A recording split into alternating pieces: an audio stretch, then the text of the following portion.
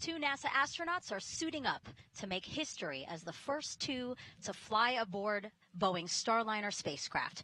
We are tracking liftoff of this flight test at 10:34 and 14 seconds p.m. Eastern Time from Florida's Space Coast to the International Space Station. I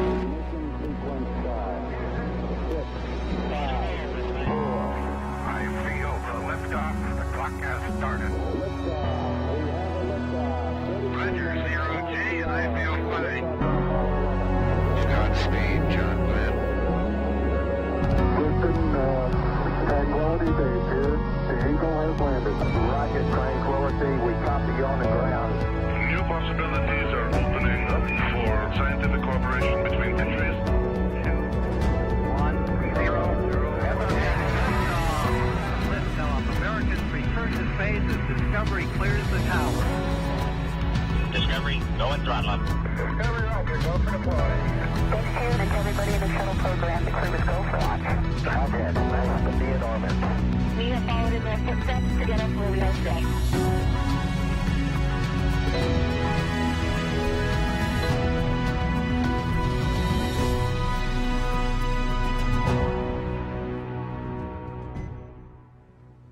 Good evening and welcome to NASA's Kennedy Space Center in Florida for NASA's Boeing Crew Flight Test, or CFT.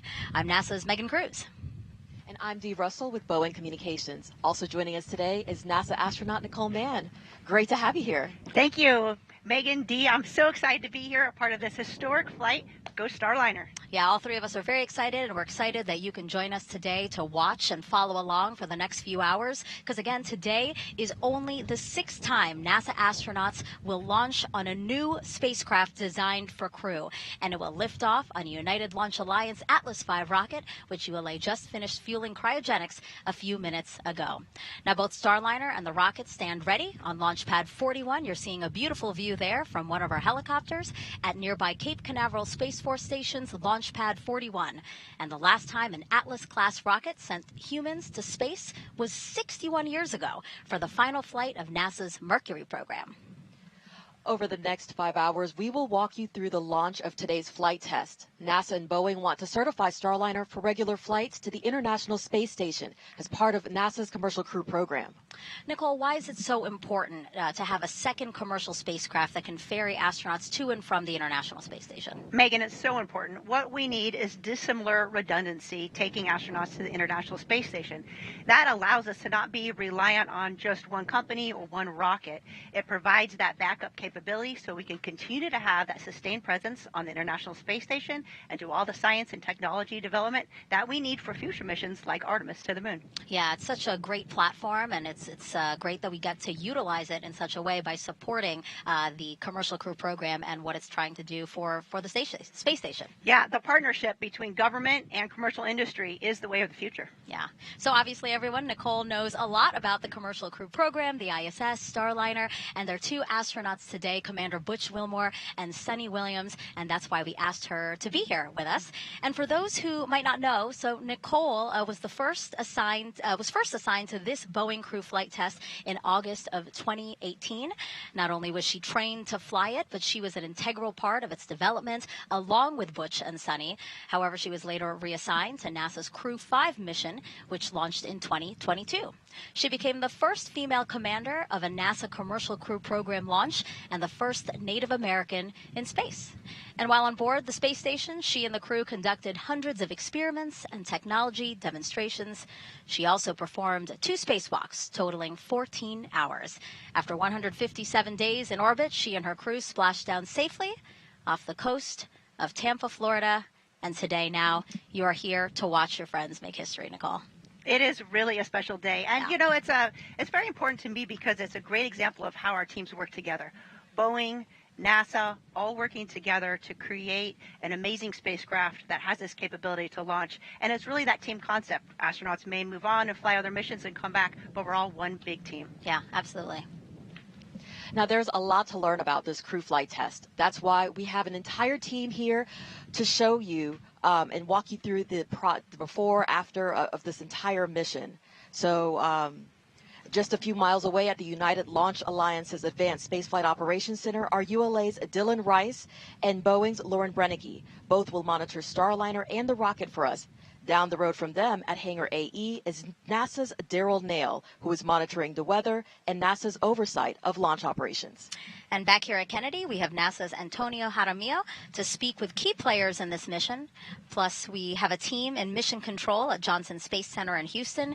NASA's Brandy Dean, Boeing's Jim May, and NASA's Rob Navius will monitor flight controllers as they guide Starliner on its way to the International Space Station.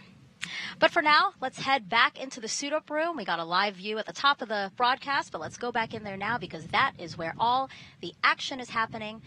And right now we have a live view of pilot Sunny Williams there. She's sitting down talking to some technicians that are in the room with her. Nicole, what we are waiting to see right now, obviously they are suited up in their intravehicular suits, but we are expecting to see a pressure check on their suits soon, right? Absolutely. So there's a huge team of folks from David Clark and NASA and Boeing that are all working together to make sure the astronauts' suits are perfect prior to launch. And so they will get suited in. You can actually see Butch there. He's in the recliner with a visor down. He's going through his first leak check. So it looks like maybe he's kicking back and relaxing, but actually those suits, when they're pressurized, it's more comfortable to be laying back. Otherwise, you have some really hard pressure points. And so he's going through that leak check now. They're testing the integrity of the suit prior to launch. Yeah, so they're blowing air into the suit to inflate it. That's why we see him inflated there, and that's why his visor's down, because we're making sure that it maintains the right pressure for any issues that they might have. The suit has to protect them. Absolutely. It is their life support system, really. And so should there be a problem in Starliner, they will close their visor. That suit can inflate, and it has the pressure and also the air supply to keep the astronauts safe in the event of emergency. And Dee, Nicole mentioned David Clark, so that's the company that worked with Boeing to design these suits we're looking at, right? Absolutely. So they worked closely with veteran astronaut Chris Ferguson to come up with the details. It is a lot lighter than the traditional NASA astronaut spacesuits. It's about 10 pounds lighter. It's very minimal. You can see on the left side, right under maybe their name, that's where the umbilical will go in, and that's where the air would go into. The chippas, which is a soft helmet. The new thing about this suit is the helmets are actually attached to the spacesuit. It's actually like a hoodie, and that's where the communication cord is connected to, so that they're able to talk to flight control during their mission. And then, of course, they have gloves, as most suits do, and these gloves are touchscreen sensitive, as we do have a screen on our capsule. And it looks like Butch is about to unzip his helmet there. So it seems like we've had a good leak check there. Speaking of Butch, again, Commander Butch Wilmore, NASA astronaut and retired U.S. Navy captain, was raised in Mount Juliet, Tennessee, married to Deanna Wilmore, and they have 2 daughters. As a naval pilot, Butch racked up more than 8,000 flight hours and 663 carrier landings, all in tactical jet aircraft. He completed 4 operational deployments, supporting missions like Operation Desert Storm. Before his selection to NASA, Wilmore was on exchange to the Air Force as a flight test instructor at the Air Force Test Pilot School at Edwards Air Force Base in California. Speaking of space, Butch is a veteran of 2 space flights as pilot on Space Shuttle Atlantis in 2009, and then in 2014 he served as flight engineer for Expedition 41 to the International Space Station. So far, Wilmore has spent 178 days in space and performed 4 spacewalks. This flight test will be his 3rd mission to the ISS. A great background of experience there, Nicole, to really be the commander of a flight test. Absolutely. All the experience of both Butch and Sonny as aviators, as naval aviators, and as test pilots, they've really been such a critical component to the development of Starliner as their experience, their decision making. And I love what Butch always says, you always ask the question why. And asking that question why and learning more about Starliner has helped grow this program into what's going to be a successful launch today. And Sunny Williams, CFT's pilot and a retired U.S. Navy captain. NASA selected her as an astronaut in 1998, just 2 years before Butch. This will also be Sunny's 3rd mission to space, making her the first woman on a test flight of an orbital spacecraft. Her first trip to the ISS launched in 2006. She served as a flight engineer for Expeditions 14-15. She then returned to the orbiting lab in 2012 and was commander of Expedition 33. Sunny has more than 50 hours of spacewalk time, the 2nd most cumulative time by a female astronaut. So far, she has spent 322 days in space. Before NASA, Sunny was a former naval test pilot and instructor, logging more than 3,000 flight hours in more than 30 different aircraft. Williams grew up in Eden, Massachusetts, and is married to Michael Williams. She enjoys hanging out with her dogs, working out, hiking, and camping, as well as working on cars and houses. You were talking about how Butch is always asking why. Sunny has always said that that's actually something she really admires about him, because she fully trusts that he's going to get down to the bottom of everything and figure out why we're doing things and why it's the best way to go about things. Absolutely. Butch is always going to ask the tough questions. And if you have, one thing I remember training with Butch is if I had a question or I wasn't sure, he always pause, let's ask, let's find out why. He has that patience and that attention to detail to get down to the bottom of it. Yeah, that's why it's so important for our crew to develop that relationship, because Sunny says she really trusts Butch and trusts his decision making. And now, right here, we have a shot actually of NASA astronaut Mike Fink. He's the backup pilot for this mission. And Nicole, a fundamental part of NASA's commercial crew program and getting Starliner to this moment, really, Fink was. Oh, absolutely. Mike Fink has been working commercial crew since the very beginning. Before he was even assigned to Starliner, he was in charge of the astronauts that were working that program.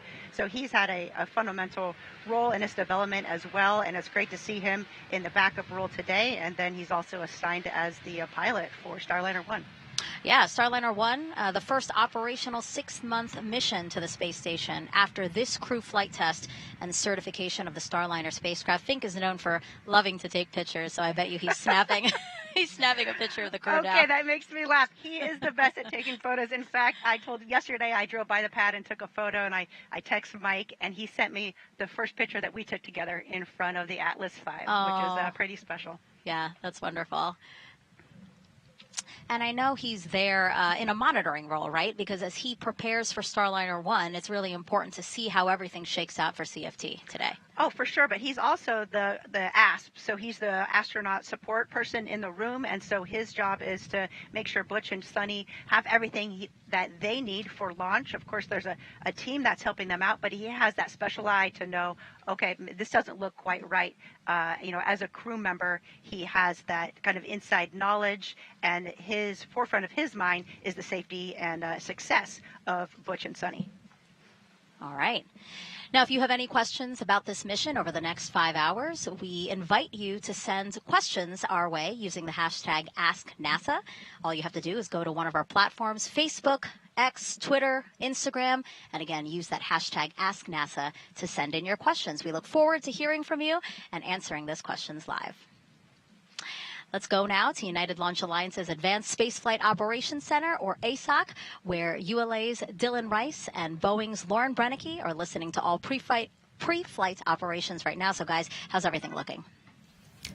Well, Megan, the countdown is going incredibly smooth right now. It's been nice and quiet in here when you consider all the important jobs that are going on around us. It's amazing that it is so quiet, but that's what we want to hear.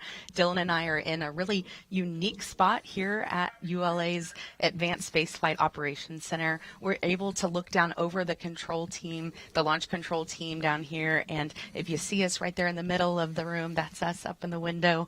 And we're also able to be right in the middle of the mission directors who are over to our right and the engineering support that's over to our left. So we're in a great spot to be able to track this countdown for you today.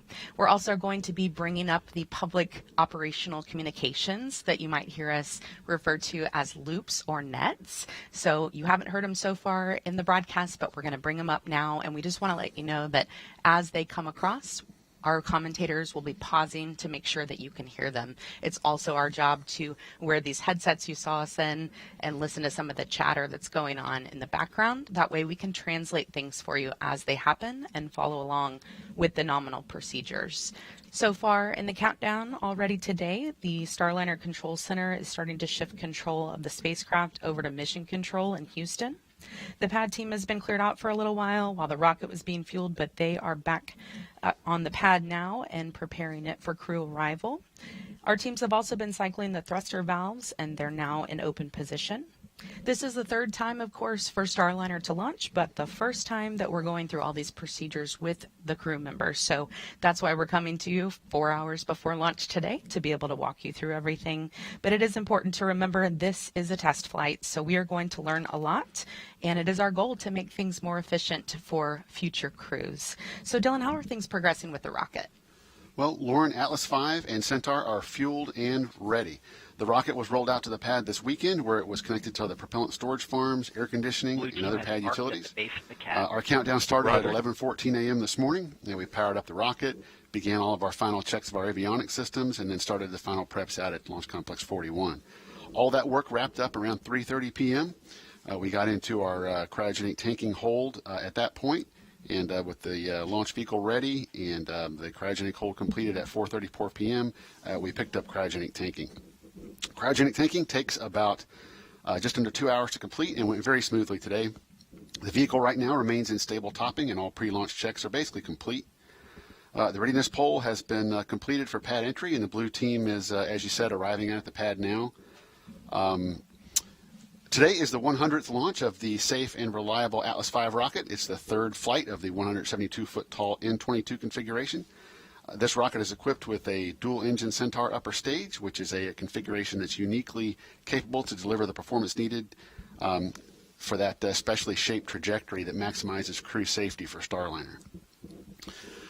Rocket processing activities are sequenced to the T-clock. So right now we are at T-minus 4 minutes and holding. T-clock stands for terminal count clock. So what that indicates is that right now we're not performing any significant processing of the rocket. The L clock, which is what you see on the screen, or launch clock, is counting down from L minus 3 minutes, 3 hours 47 minutes down to T0 for our instantaneous launch opportunity at 10:34 and 14 seconds this evening. One thing I really love is that it's the Atlas's 100th launch, and it is the first crewed launch for CST 100. So that is our lucky number of the day. If you don't know, CST stands for Crew Space Transportation, and the 100 represents the 100 kilometers up. That is the space line, the difference between Earth and space. So, of course, you'll hear us refer to it as CST 100 some, but we do call it Starliner now. That is the fleet name. So let's get a check-in with NASA's Daryl Nail at Hangar A. Daryl? Thank you very much, Lauren and Dylan. And here at Hangar AE, the management for Commercial Crew Program is monitoring all the systems, including the weather. We just got a weather brief just about 20 minutes ago from the launch weather officer for the 45th Space Wing, Brian Benson, and it's looking pretty good. In fact, it's looking excellent for the local area here at the launch pad. You can see in this shot off in the distance some clouds off into the horizon. We may have some stray cumulus clouds that could form out there, but other than that, that is the only concern when we go into this launch tonight. The fact is that we've got winds that are onshore pushing the sea breeze storms, which are very normal this time of year here in Florida. They're pushing them well west of us. In fact, there's some storms firing up to the west, just west of Orlando, which is about an hour's drive of here. Thunderstorms are starting to form there. They have some lightning that is in the area. But all of that is not a concern, according to the launch weather officer. Now, there's two areas that we're looking at, and the first is the launch pad. You can see from the shot right here, the seas look great, the sky looks good, and overhead we're looking really fantastic. So let's put up the weather graphic and just give you the breakdown for the launch weather officer here in the area. You really can't get much better than that. 95% go. They wouldn't want to put 100% because. I have you loud and clear on 1. Roger that. Blue team has arrived at CAT level 12, performing white room cockpit paper and O2 checks. Roger. Okay, so there you heard the blue team is up at the 12th level. 3 hours, 45 minutes. And so we are 95% go, with the only concern, as I mentioned, cumulus cloud rule, temperature 72 degrees. As far as the little bit of elevated risk for the ascent abort corridor. This is the area up the northeastern seaboard of the United States. There is a cold front that is leaving the area. It has created some cool water in that area, and the search and rescue teams are monitoring that. It's below 40 degrees Fahrenheit, but that's not something that's going to be able to stop the search and rescue teams for Det 3 from going in that water if, for some reason, the crew capsule boards into those waters up the near the Canadian Maritime Provinces. Go ahead, Slick. The CST 100 commanding transferred from BMCC to MCC CST. Roger. All right, with Butch Wilmore in his seat, getting ready to do his suit leak check, we'll toss it back to Megan at the host desk. Yeah, so right now we have Butch sitting there. His suit leak check is actually complete, as well as Sunny. So this is kind of some downtime that they have here, right, Nicole? Yeah, it sure is. There's a little bit of what we call slop put into the schedule so that if they needed to redo a leak check or something like that, they could. But they're running through kind of in their minds all the last things that checking the configuration of their suit and all their pockets. And I'm sure they're saving time for maybe a card game. Okay. And I do want to point out some pre-launch traditions because we here at NASA love to honor history and traditions here. So we want to show you one of those pre-launch traditions. This one is the addition of Butch and Sunny's mission patch to a wall inside of astronaut crew quarters. You can see Butch finding the perfect spot for where he wants. So right on top and in the middle. Right on top and in the middle. That's great. I love that you're laughing because this is very Butch-like, as I gather. Rightfully so, though. It's the first flight, so that's great. You can see all the other patches from the SpaceX launches down on the left and right sides there. Right, so your patch is there. Yes, on the right side, I think it's the third one down, Crew 5. Perfect. So now we see Sunny signing around the patch, and now Butch. This happened on April 26th, just a day after the crew arrived at Kennedy for launch. And just, again, a great opportunity to honor the history of these launches and also to continue with tradition.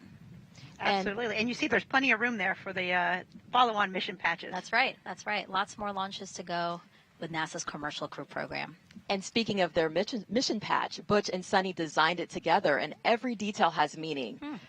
So the 7 stars in the background represent each astronaut who traveled to space as part of the Mercury program. The astronaut symbol at the bottom between Butch and Sunny's names represent all who will follow in their footsteps after this flight.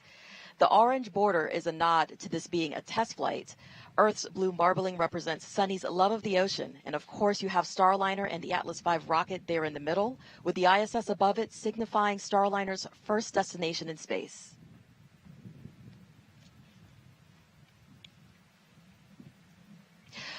We have teams at Mission Control in Houston monitoring Starliner's flight to the space station. Let's check in with NASA's Brandy Dean and Boeing's Jim May. Thanks, Dee, and welcome to Mission Control in Houston. And I'm NASA's Brandy Dean. And I'm Jim May with Boeing. We're incredibly excited to be here today with the flight control team that will be seeing Starliner safely through its first ascent with crew members on board. The team's been training really hard for this, working through literally hundreds of simulations, and they're ready to get Starliner into space. Yeah, the team today is led by Flight Director Mike Lammers, with Flight Director Rick Hempling working alongside to assist him with keeping an eye on weather. And on Lammers' other side, we have Canadian Space Agency astronaut Joshua Kutrick acting as today's Capcom. He'll be speaking to Butch Wilmore and Sonny Williams on the team's behalf, and he has a special interest in this flight since Kutrick plans to be on board Starliner the next time it launches as a mission specialist on Starliner 1 crew. LC, this is Luke. This team's been on console since about 3:30 this afternoon, working closely with the teams in Florida. Just under 4 hours before launch, once everything was activated and ready for them, the Boeing Mission Control ground control team handed control over to these folks here, and they'll be the ones sending commands to Starliner from now on. That said, although they'll be busy, you won't hear too much from them as they move through the countdown with their colleagues in Florida. Some of the key calls they'll make include switching Starliner from ground power to battery power, and then with the crew's help, activating the launch abort system. And of course, Mike Lammers will be speaking on behalf of his team when he gives his go or no-go to the launch conductor during the final poll 7 minutes before launch. At liftoff, they'll work hand-in-hand with the ULA team, who will be controlling the Atlas rocket lifting Starliner into orbit.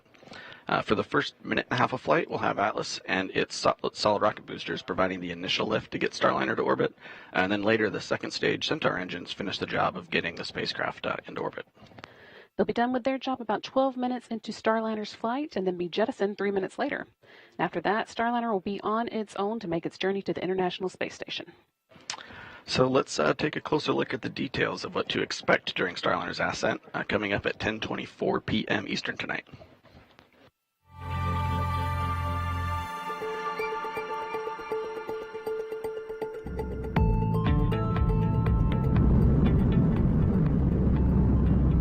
Ascent begins at T-0, liftoff, the end of the countdown, and the beginning of the mission. Shortly afterwards, at T+12 seconds, the rocket rolls, lining up Starliner with its target orbit and putting the astronauts in a heads-up position. Then, around T+40 seconds, max Q starts. That's also known as max aerodynamic pressure. This is a critical time when the atmospheric forces reach their highest. Next, at about +1 minute 35 seconds, the two solid rocket boosters run out of fuel and burn out, and about a minute later they separate from the booster. The Atlas booster engine continues to burn for almost 2 more minutes. Then at approximately +430, booster engine cutoff, or BECO. About 5 seconds later, the booster separates, and so does the ascent cover on top of Starliner. At around 4 minutes 45 seconds, the Centaur upper stage ignites, continuing the push to orbital speeds. Then a little after 5 minutes, Starliner is free of the atmosphere and doesn't need additional aerodynamic support, and the aeroskirt is jettisoned. After a long 6+ minute push from Centaur, main engine cutoff, or MECO, happens around 12 minutes after liftoff. Then, when Centaur successfully separates almost 15 minutes after launch, ULA's job is done. But Starliner is not quite in orbit yet. After a 16-minute coast, Starliner ignites 4 of its orbital maneuvering and attitude control, or OMAC engines, for the orbital insertion burn, and then 31 minutes after liftoff, the ascent profile is complete.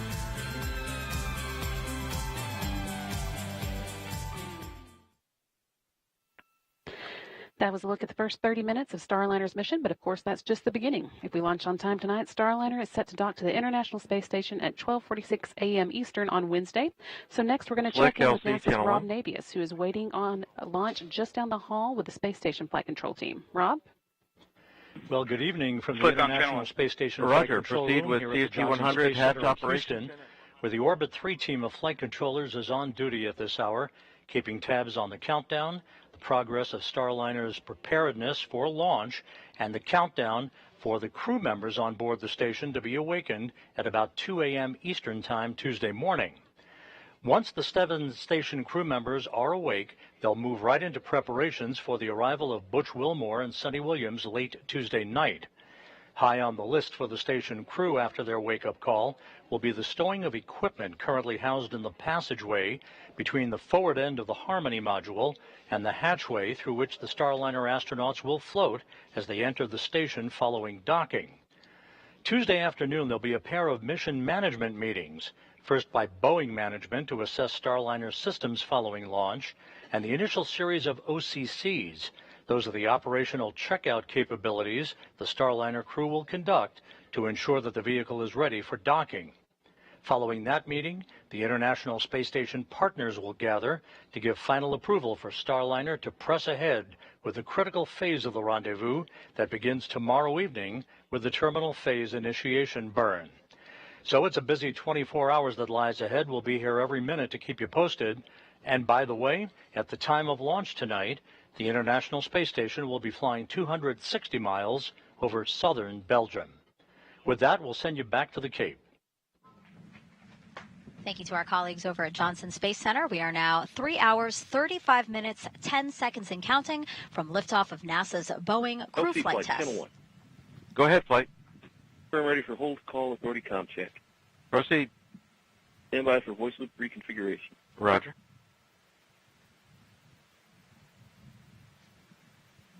Nicole, really quickly before they start, what is this poll?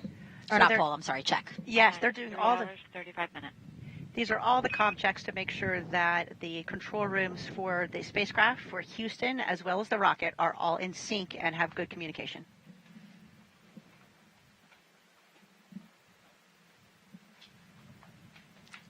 As we wait for that comm check, we are outside now, looking at the crew's ride to the launch pad. Because LC, before, SMD on channel 1 for a comm check. I have you loud and clear on channel 1. I have you the same, LC. SMD out. All right, we're actually going to go back inside because the card game is happening. And Nicole, talk us through what's happening right now. Okay, so there in the middle of the screen, you see Joe Acaba. He's the chief of the astronaut office. LC and flight, comm check on air to ground 1. I have you loud and clear on channel 1. Copy. I have you loud and clear on CST air to ground 1. This completes the whole call authority comm check. Roger. And they're playing a game called SCAT, which is essentially 31. You want to get 31 in your hand of the same suit, and you can decide to pick another card, or if you think you're close enough, you can knock the table. Looks like Sunny just knocked the table there, so maybe she thinks she won. Bush will get one more try to see if he gets 31, and then we'll see. And why are they playing a card game? Some people might be watching and going, wait, what? Yeah, maybe it does seem a little odd. It's tradition goes back, I think, as long as I've heard, at least some type of a card game, or, for example, for our launch, Josh Cassada, our pilot, he did a card trick.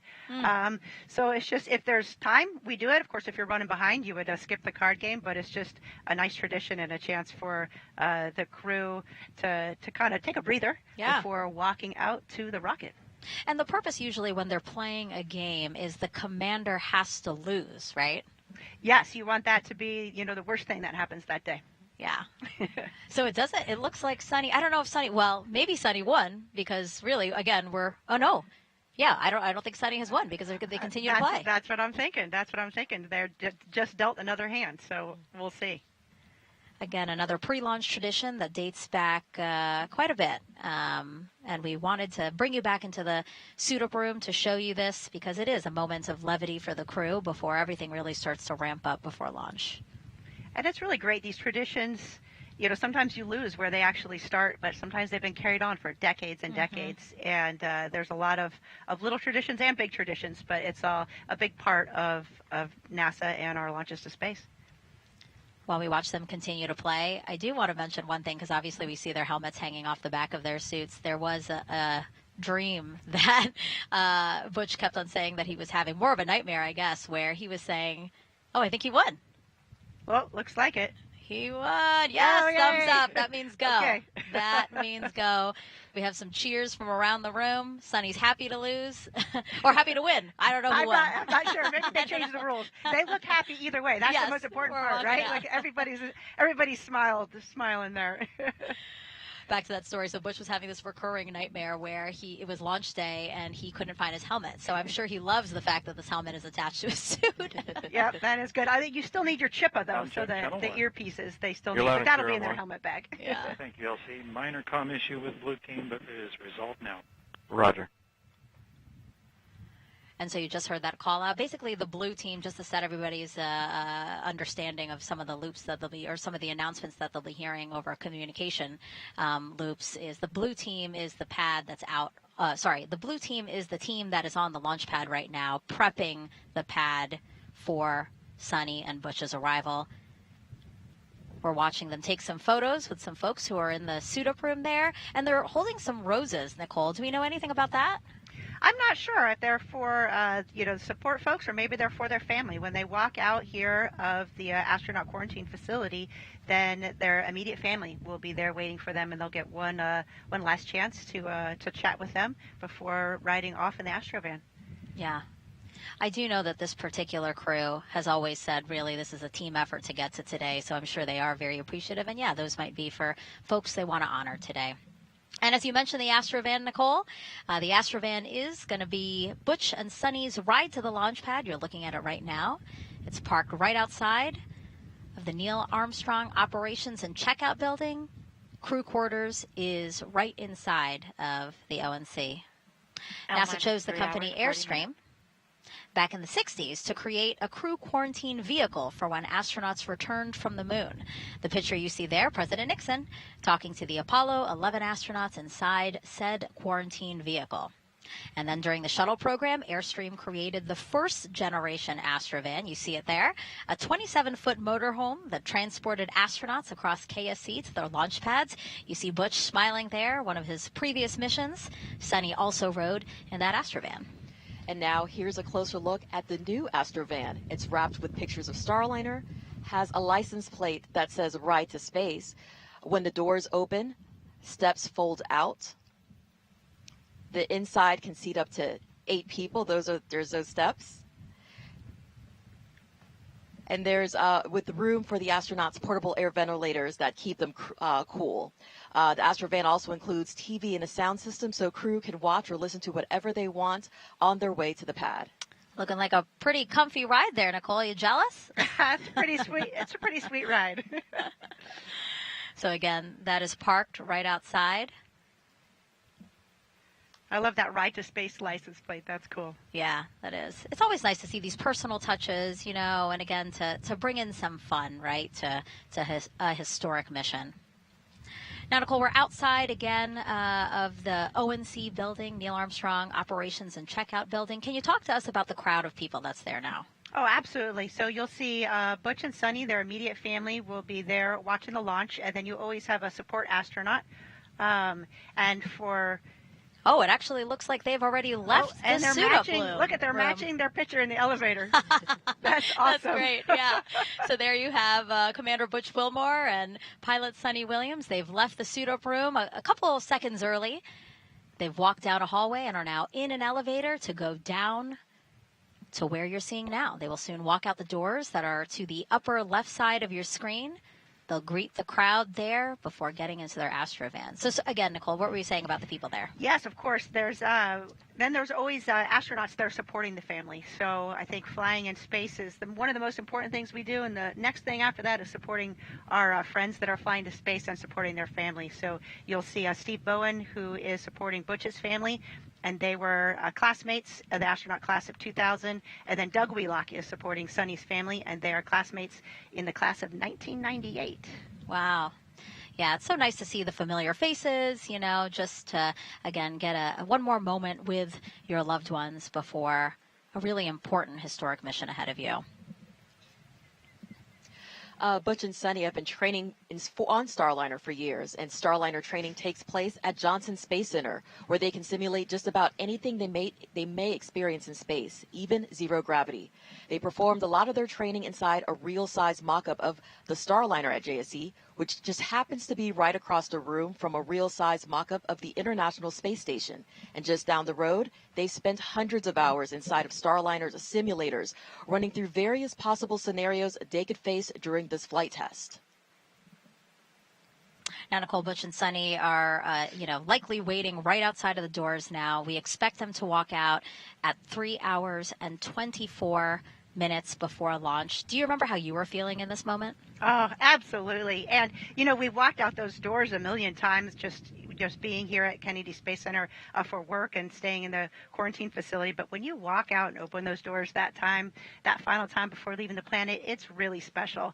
I remember feeling excited to see my friends and my family, but also feeling a really strong sense of calm because you're prepared and you are ready to go.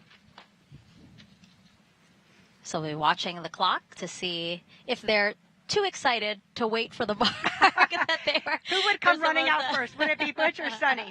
What do you think? You know the answer. Okay, maybe they're together kind of running out.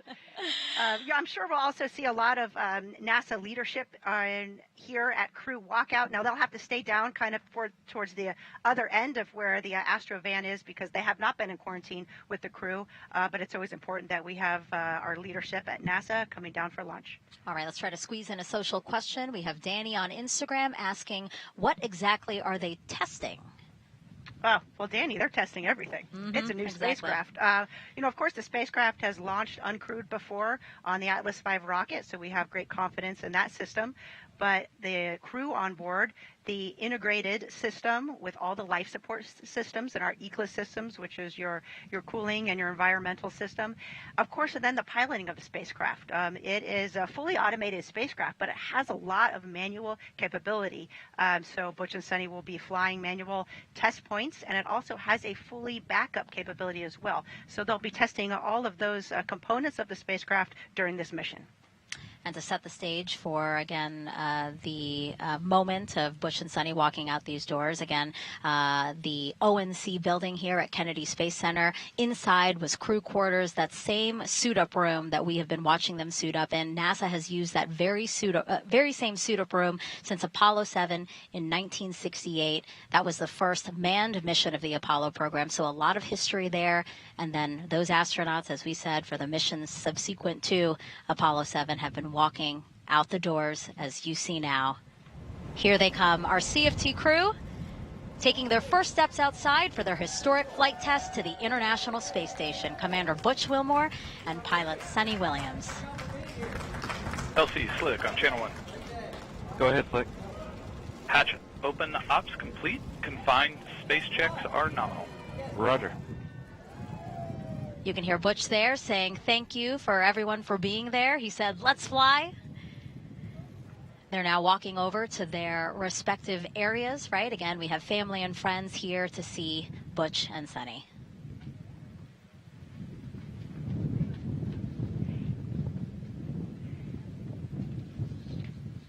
Everybody looks really happy, smiling, excited.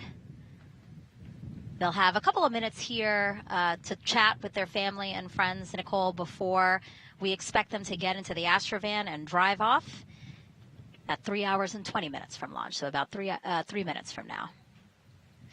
And you can see looks like they gave the roses to their family. That's a nice touch. And then you can see other people that are watching or observing are kind of staying back behind that line there just because of the quarantine that the astronauts have been in for the past 2 weeks. Yeah, there's sections, right? There's the first section of people who have been in quarantine. Second section might be extended family who couldn't do the quarantine. And then we have the media, of course, covering this historic launch. And this is a special moment. I mean, it looks like it's crowded there, but it's really a private moment that you're kind of have with your family to exchange some words and give some final words of encouragement for those that are staying back on the planet and for the person that's leaving the planet as well. Yeah, both Butch and Sunny have said, they have included their family every step of the way of their mission. So really, they feel like their family is ready and excited and happy for them to embark on this journey. Absolutely, and your family is such a big part of this. Your immediate family, of course, your extended family, then your NASA family and your Boeing family. It's really everybody working together and supporting each other is the only way we can make these incredible things happen. Yeah. Less than 2 minutes from them to drive off to their launch pads. I do want to point out who's going to be getting in the Astrovan with them. So we will have a driver. His name's actually Rodney Perry, and he said I could not pass the opportunity up to drive astronauts to a launch pad. I don't blame him. Yeah, that's pretty cool. And then we have a backup driver who's going to ride passenger, monitor again those communications that we're hearing over the loops, the nets, just to keep tied in with the operation. He said that Butch and Sunny are just down-to-earth fun people, excited to, again, play a small part in their mission. And then also Fink, NASA astronaut, is going to ride with them. Can you talk to us about that, Nicole? Yeah, so again, in that astronaut support role, Mike will be with them all the way up until they get on the elevator to go up into the launch pad, and he's there to just answer any questions they have, help them out in any way. It's nice having kind of just a person, a colleague that's there should you need anything. And then, of course, Spanky's taking notes on everything because, as mentioned before, we're always learning and improving our processes. And so he will take any lessons learned back for his launch. And we're watching now as Butch and Sunny give air kisses, air hugs. You can see they have a visor, a film kind of protective layer there on top of their visor. Mm-hmm. That's velcroed to the back there, and that's just so the visor doesn't get scratched as they're moving around to the launch pad, and then they'll remove that protective visor when they get into the spacecraft. That makes sense. Thumbs up to everybody. They're like, let's get out of here, guys. A hug there for 3 hours and 20 minutes. One of you guys' colleagues, right, Dee? That's right. That's Megan Donaldson. She works very closely with the astronauts. She's our astronaut liaison and ensures that they have proper interaction with our teams to encourage safety and to remind everyone that this is a crewed flight and this is who we do it for. Now she's closing the door. The stairs are going up. We see the backup driver getting into the passenger seat. I always expect the Astrovan to zoom away or something, but for some reason it always drives so slowly. I guess safety first, right? Exactly. I was just going to say safety first. We have speed limits here on Kennedy Space Center. Yeah, don't you take those very seriously. You encourage people to beat the speed limits? Of course not. I'm sure everybody getting situated in there. The windows, they look opaque, but actually the astronauts can see out of them, right, Dee? That's right. So they'll be able to have views of the entire Kennedy Space Center as they ride to their pad. And what a beautiful time to be riding to the pad. We're about to see sunset here. Golden hour. Absolutely. It's gorgeous. And it's always fun because you drive out to the pad and there's a lot of locations, especially coming by the vehicle assembly building where the streets are just lined with folks waving and cheering you on. We expect the drive to take about 20 to 25 minutes from here to Launch Pad 41 on Cape Canaveral Space Force Station, so not on Kennedy Space Center property, just next to us. Again, about a 20 to 25-minute drive. How are you feeling on that drive, Nicole? We were definitely excited. I was in a car with Josh, as I mentioned before, who was our pilot for Crew 5, and we had a music playlist that we listened to. But we picked too many songs, so we had to kind of rush through to the next song because we wanted to get all those songs in. We had some songs that kind of hype you up, some songs that had some special, personal meaning to us, and then a couple songs that just as a crew was something that we really enjoyed together. Speaking of music, both Butch and Sunny obviously wanted to have some music to get them in the mindset as well. Butch said epic movie songs, which I'm sure doesn't surprise you. His phone has, he said, over 300 epic movie songs. And then Sunny has said she's more of a country pop kind of gal. So really that vibe is just, kind of relaxing with family on the beach. So that's kind of the music that they've been listening to get them in the mindset for today.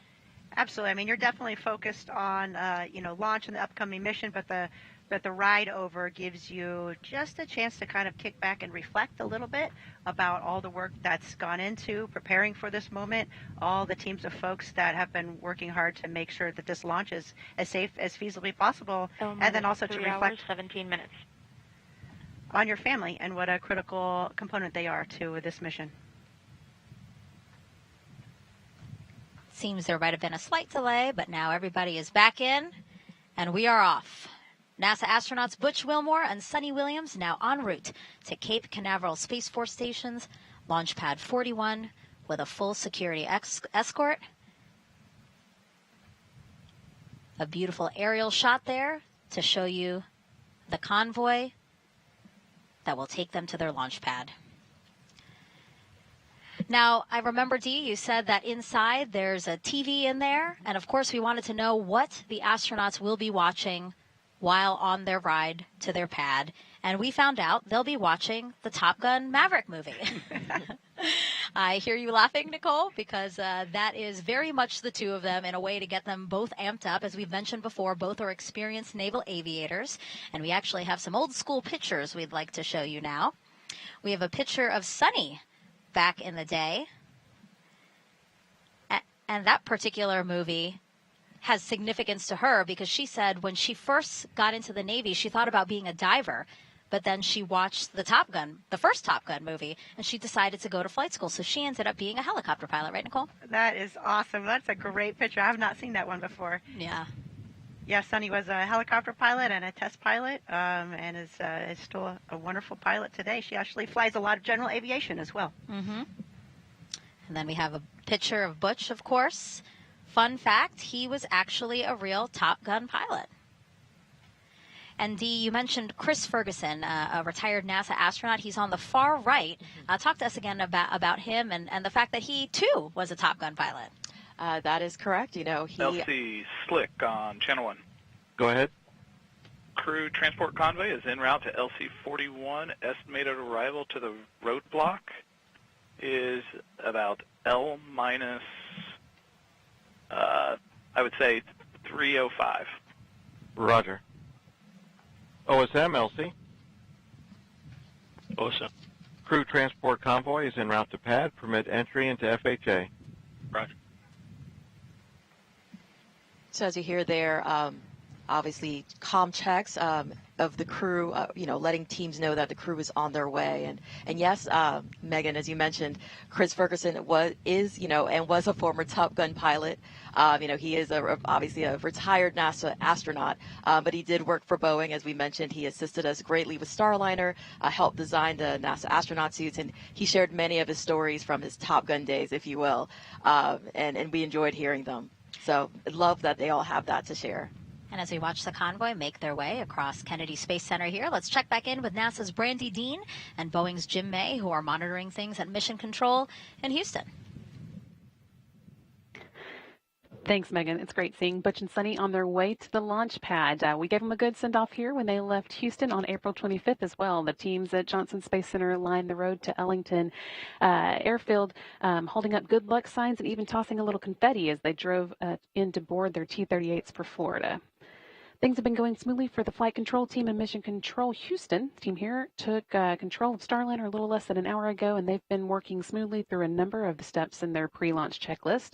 One of the first things they did after coming on console was a weather briefing with the crew in crew quarters still. That was a quick conversation, though, as the weather is looking very good for today's launch opportunity. The team here in Houston is continuing to work through their pre-launch checklist, although right now they're working in more of a monitor mode, keeping the spacecraft stable while Butch and Sunny head to the pad. Then the teams at Kennedy Space Center prepare to Starliner for their arrival. So once the crew gets strapped into their seats and the hatches closed, things here will pick back up a little bit as we perform cabin leak checks, monitor Starliner's life support systems, hosting the crew for the first time to space. Yeah, then in the last 20 minutes before launch, there are a few important actions they'll work through, switching Starliner to internal power and working with the crew to activate the launch abort system. This carefully choreographed pre-launch process has been practiced many times as a fully integrated team, and most recently just last week with all of us sitting here in the same seats, as our final set of training to prepare for Butch and Sonny's mission today. And of course, all of this is aiming to get the crewed Starliner to the International Space Station for its crewed flight test. So let's check in again with the destination, the International Space Station. Rob Navius is with the Space Station Flight Control Team, standing by to give us an update. Rob? Thanks, Brandy. Well, Mission Control is buzzing tonight with the White Flight Control Room down the hall, poised to take over Starliner mission operations at liftoff of the Atlas V rocket. And in this room, the International Space Station Flight Control Room, we're ready to collaborate with our colleagues once Starliner moves into what are called integrated operations around 9:45 p.m. Central Time tomorrow night, about 3 hours prior to Starliner's scheduled docking. Once the new spacecraft is docked to the station's Harmony module, there'll be a period of about 2 hours to conduct leak checks on both sides of the Starliner Harmony docking interface before the hatches will swing open, allowing Butch Wilmore and Sonny Williams to enter the station, which has been home for both of them on previous missions. Wilmore and Williams will configure Starliner systems for docked operations, then will join the 7 Expedition 71 crew members for a typical safety briefing. That will be conducted by Station Commander Oleg Kononenko of Roscosmos. The Starliner crew will transfer equipment to the station from their spacecraft and begin to settle in for their visit. Countdown clocks are ticking backward as we close in on the launch of this test flight. We're ready here in Houston, so let's go back to the Cape and our continuing coverage. Thank you, Rob. All right, we are now 3 hours, 10 minutes and counting from only the 6th time NASA astronauts will launch on a new spacecraft designed for crew. If you're curious about the first 5 crewed test flights, here they are.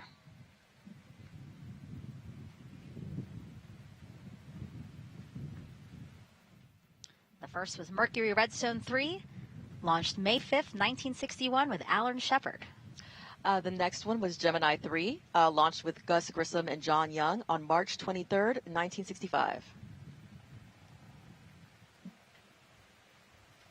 Apollo 7, Wally Schirra, Don Isley, Walt Cunningham, October 11th, 1968. Then you have STS-1 with astronauts John Young and Robert Crippen, which launched on April 12th, 1981.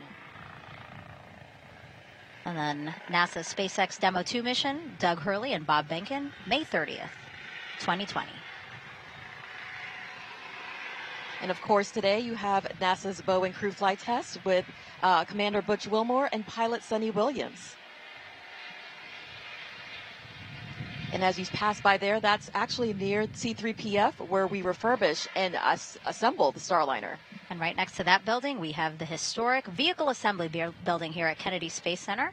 And we should, of course, acknowledge that what will be the 7th time NASA will fly crew on a new spacecraft off our planet, and that will be the Artemis 2 mission next year.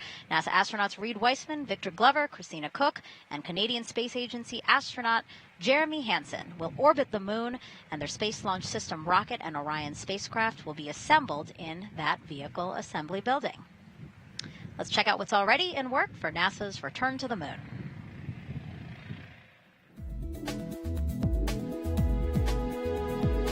Engineers inside the Neil A. Armstrong Operations and Checkout Building at Kennedy Space Center lowered the Orion spacecraft into a vacuum altitude chamber with the help of a 30-ton crane.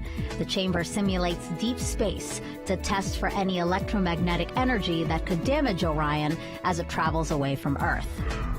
Meanwhile, the Artemis 2 crew completed an underway recovery test at sea. This exercise mimics Orion landing and recovery procedures when the crew splashes down in the Pacific Ocean off the coast of California. Navy divers and boats approached a mock-up Orion capsule and helped the astronauts into helicopters, which then flew them to a nearby naval ship, just like they'll do during the mission. Back at Kennedy and high above Launch Pad 39B, this 360-degree video takes you for a ride inside one of the Artemis emergency egress baskets. In the event of an emergency at the launch pad, astronauts and workers use this quick exit to get to safety. That's a look at your Artemis Moon Minute. We're now 3 hours and 7 minutes away from launch. So let's check back in with Daryl Nail over at Hangar AE. Well, thank you very much, Dee. And as we follow the convoy to the pad here, you can see the shadows on the vehicles are getting long. That's because sunset is just about 30 minutes away, 8 p.m. Eastern Time.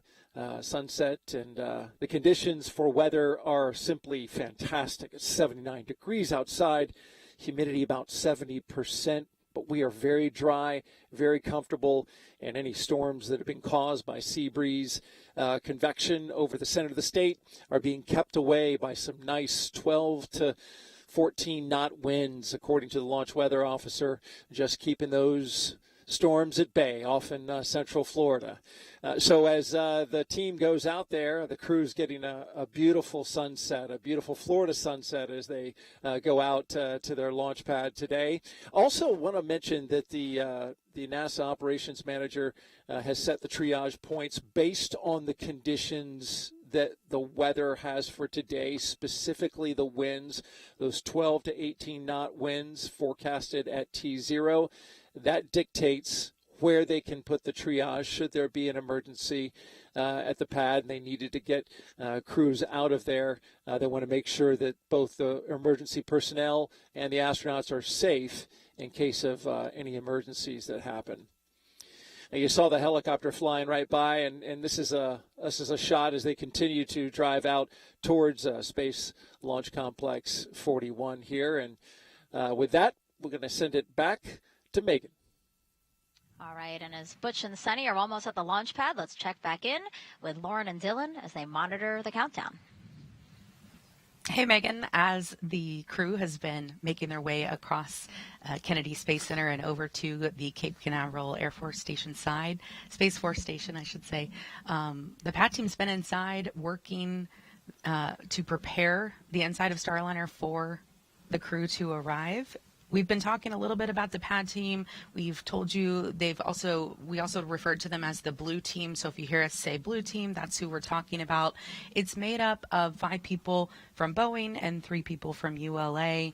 As the pad team is working up in the top of the crew access tower, one of the pad team members is also going to be making their way down to escort the crew up once they get there to the pad. You can see there on the left of your screen, that is what we call the white room. So we have 2 pad team members working away in the white room. And then on the back of that shot is, of course, the hatch that goes into Starliner. So that's where we will see Butch and Sunny making their way into here shortly. We're also about to see a pretty exciting moment. As soon as they arrive to the pad, they are going to be able to get a last-second look at their rocket. They will first pull over to the side of the rocket and be able to look up at it and see it in all of its glory before they take off this evening. And they've done this 3 times before. This will be their 3rd time. They've, of course, gone to space in the shuttle and as well as the Soyuz. So they know how to go through these motions, but it's a little bit different and a little bit special each time. We have heard Sunny and Butch talk a lot about this spacecraft and how much they love it for its agility.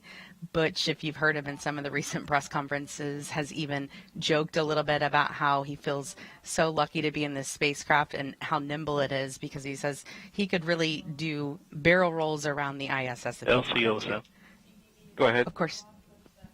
Yes, sir. Per step 150, 26 personnel, 26 entering FHA at this time. Roger.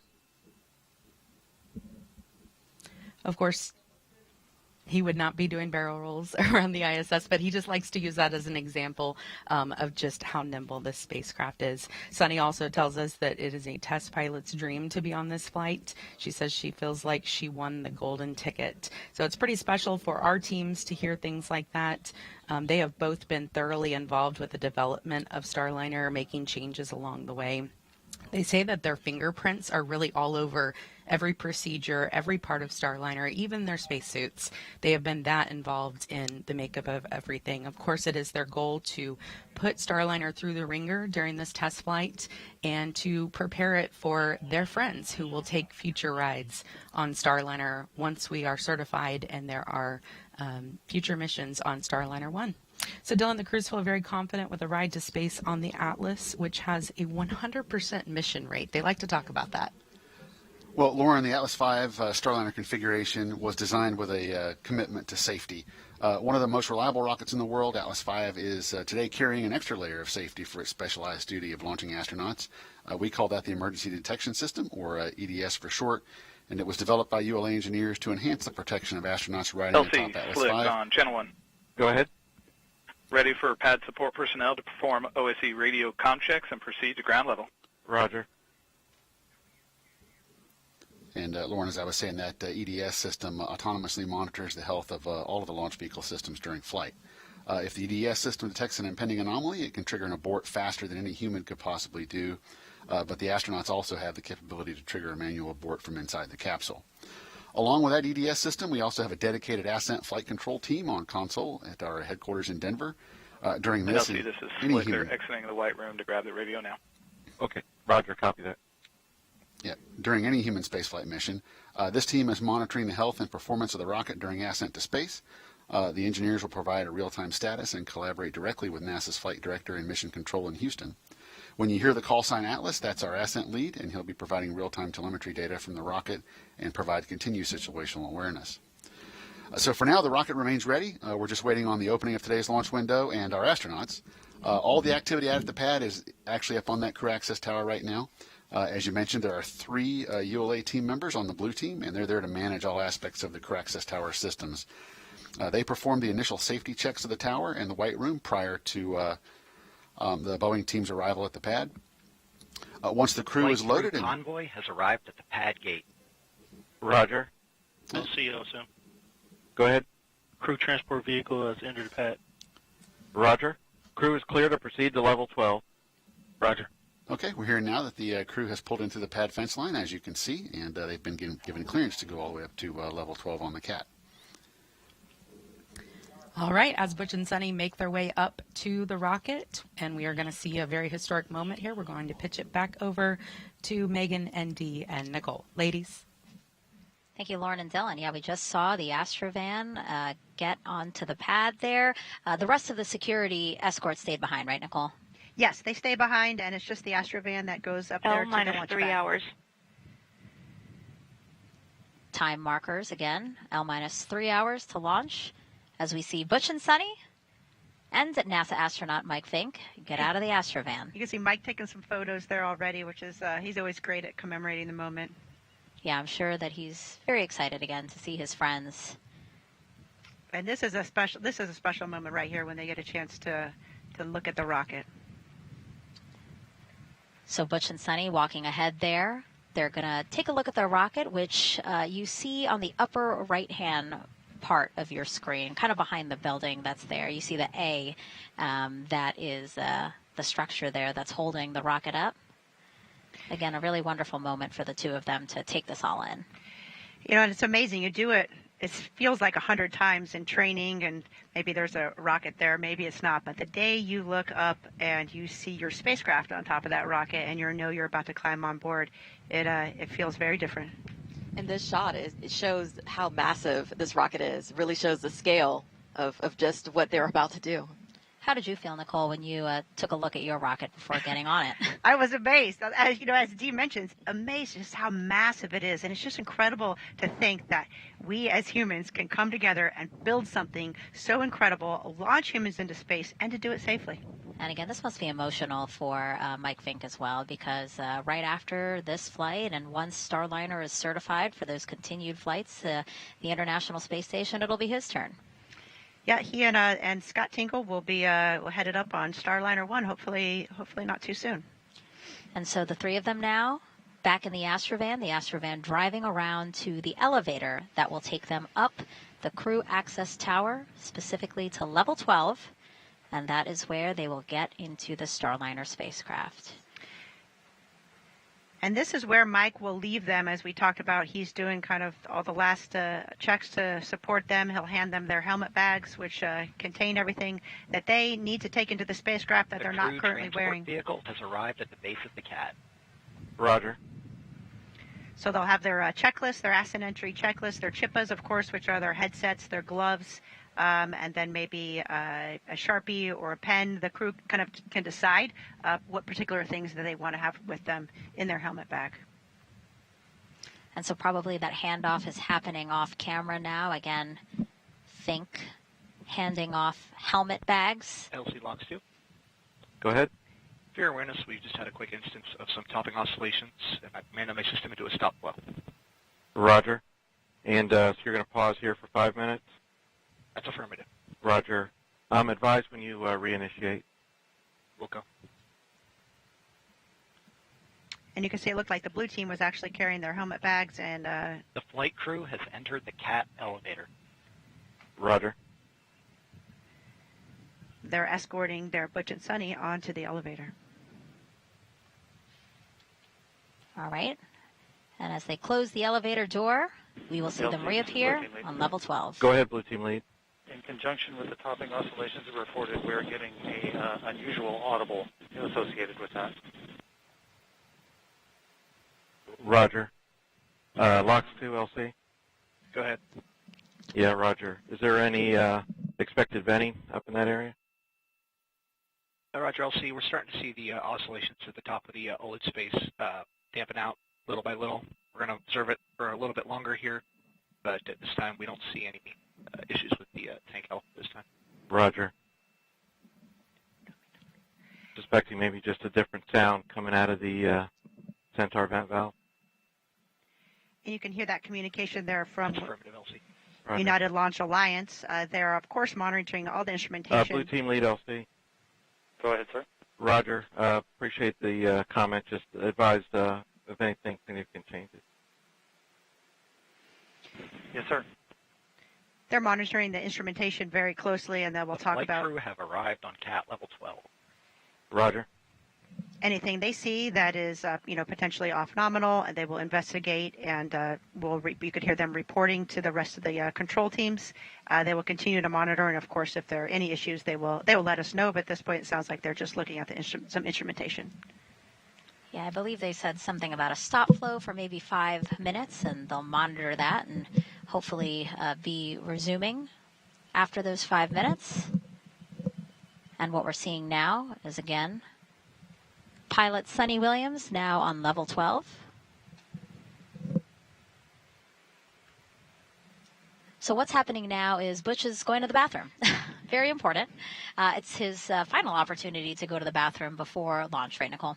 Yeah, and believe it or not, that is at a very important moment. You want to take that time there.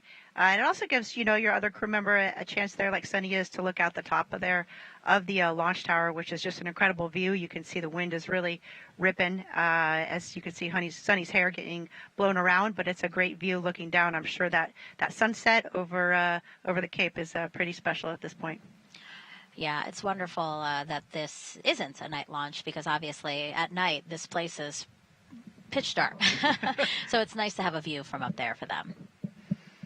And you can see off to the left there, that is the crew access arm that's headed out to the white room. So once they're complete with their restroom breaks, then they will head down the crew access arm. Go ahead. Yes, sir. Crew transport vehicle is clearing the pad. Roger. And here they go. Butch and Sunny walking across the crew access arm to Starliner, their ride to space. So and now, OSM proceed to south fallback. Roger. So now they're in the white room being greeted by some of the pad team members. That's going to help them ingress into the Starliner capsule. But before they do that, you can see Butch has a Sharpie in his hand, and he is actually signing a mission patch that they have put in the white room.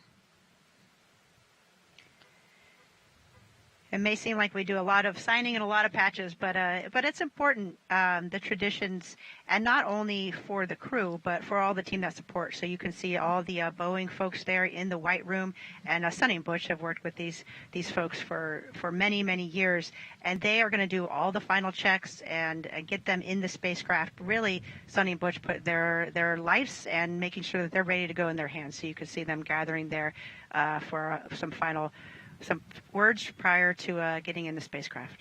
I love seeing this moment. Again, another opportunity for them to get together, possibly a prayer. We know that Butch is a man of faith. Discussed in the room here, we're almost at the end of our 5-minute timer for restarting flow with the oscillations. Recommendation from IFS is to resume flow and then immediately initiate a rechill process once we have regained our topic state. Roger. I concur. Proceed. You can see it looks like the Butch there is taking the patches from the crew that are helping them get suited up there in the White Room, and he'll fly those patches to space and then return them to the crew members when he returns safely. And simultaneously also happening, you'll see the pad team members with different bags, and that's basically them making sure that Butch and Sunny have everything they need before they get into the Starliner spacecraft.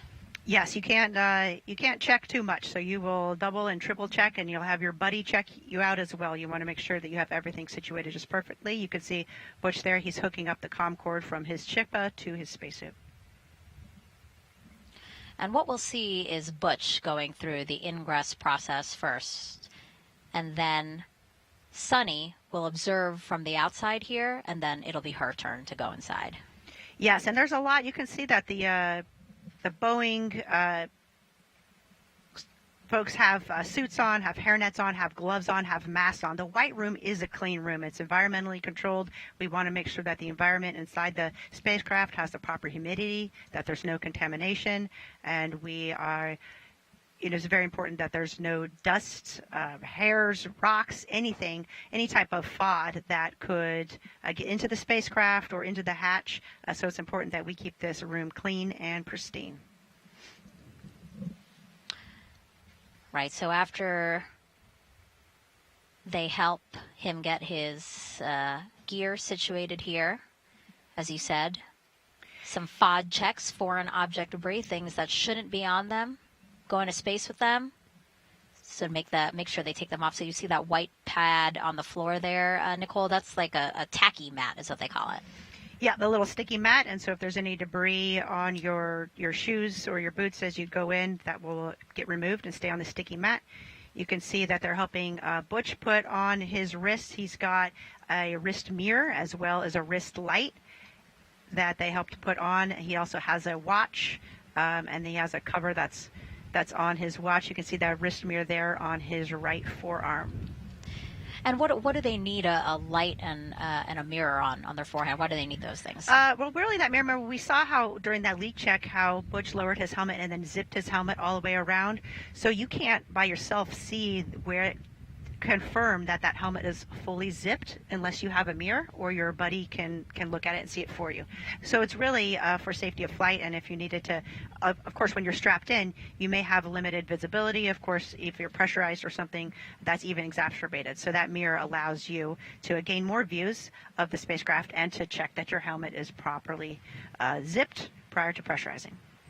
And now we are inside the Starliner spacecraft, and as Butch gets settled into his seat, let's toss it over to Lauren and Dylan inside with the launch team to walk us through what else will happen before Sunny gets in. Go ahead. This time, flow's been reinitiated and a rechill has been issued. Roger. Megan, thank you. We are taking a new view now. This and is Blue from Team Lead, LC. This is from one of the 4 different views we have inside Starliner from our Mustang camera system. And this shot here, of course, is up close on our commander, Butch Wilmore, as he gets settled into the seat here.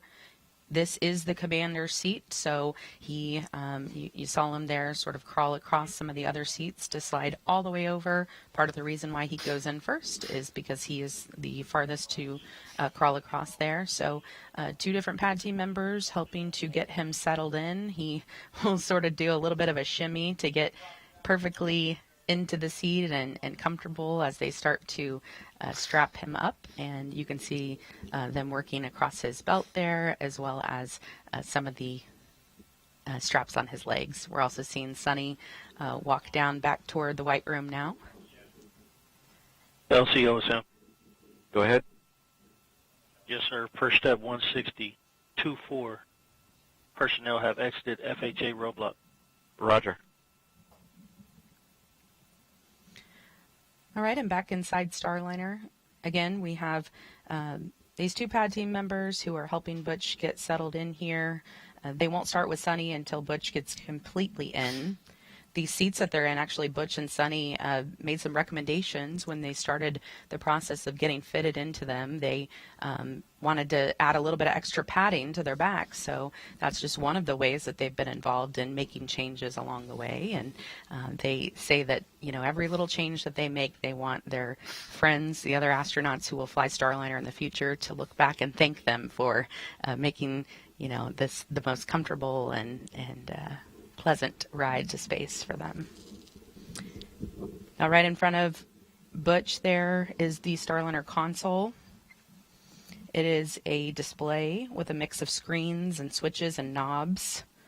It also has 2 hand controllers, so he'll have one down to his right as well as a one on his left. And that console has really been simplified from Blue team lead LC on 1. Go ahead, sir. Yeah, Roger, just for your essay, we are executing another Centaur LOX retail. Yes, sir. We did notice that. I apologize for being off net briefly. I had to do a crew assist. The audible that I had reported earlier concerning the chattering sound is greatly diminished, but it is still present. Roger. As I was saying, the console there has really been simplified for maximum efficiency from some of the previous spacecraft that they've both been on. The shuttle had thousands of switches and indicators, but Starliner has about 85. And Butch and Sunny have told us that they really like to be able to get their hands on those switches and the hand controllers. Of course, they're both test pilots at heart, and aviation is in their blood, and so they like to be able to get their hands on it. They will be doing some manual flying about 1 hour after they are in a safe orbit, so about an hour and a half after launch. Not too far from now, they will be grabbing those hand controllers and flying Starliner. Of course, it was built to be completely autonomous, and future missions we don't expect them to ever need to take their hands onto the console, but this is a test flight, and so we are going to test out all of the capabilities of Starliner. The other seats that are in Starliner today, the 3rd and 4th seat, are filled with cargo. The 5th seat has a flat plate on it. So Sunny will sit right next to Butch, and we saw them give us a little demonstration in a press conference recently. They sat down next to each other to kind of show us how they sit in this spacecraft, and they said it was quite roomy. They had elbow room, and they could move around. They gave us another example of what they've been like in previous flights where they've been a little bit tighter, so they were happy to have the extra space here. This process takes about 15 to 20 minutes to get Butch completely ingressed. But Dylan, our teams have really been working for the last few days leading up to this launch. It didn't just start in the last few hours, right? Yeah, that's right, Lauren. So we actually rolled the rocket out to the launch pad on Saturday. And once the rocket was rolled out, we made those connections, like I said before, to all the pad utilities. So the propellant storage farms, pad power systems, the environmental control systems. And once all that was done, then we loaded the RP-1 rocket fuel onto the Atlas first stage. RP-1 is not cryogenic on Atlas V, so we were able to load that early prior to launch day. So we did that on Saturday afternoon, and with all that work complete, we wrapped up our activities on Saturday in preparation for our launch opportunity today. So this morning we came in at 11:15, powered up the launch vehicle, started doing all of our avionics checks and all those final configurations, and double checking the configuration of the pad. With all that complete, we went ahead and loaded all the cryogenic propellants on board Atlas and Centaur. And we are seeing Sunny make a phone call right now. I think we might be able to actually see who's on the other end of that call. LCSY on 1. Go ahead, SYS. Step 170, L1 balloon cycle task is complete. Roger. So there on the left side of the screen, we are taking a look into the BMCC, and there's a bit of a surprise happening right now. Sunny is making her phone call to a man named Bill Barr. He is a Boeing employee working there in the Boeing Mission Control Center. And he is the responsible engineer for the egress system, which stands for Environmental Control and Life Support System. Now, obviously, that's a very important system for flights with human on board.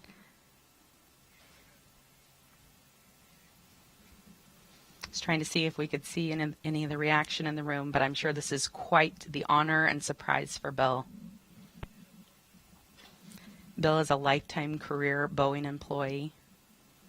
He started with one of Boeing's heritage companies, McDonnell Douglas, in the Skylab program.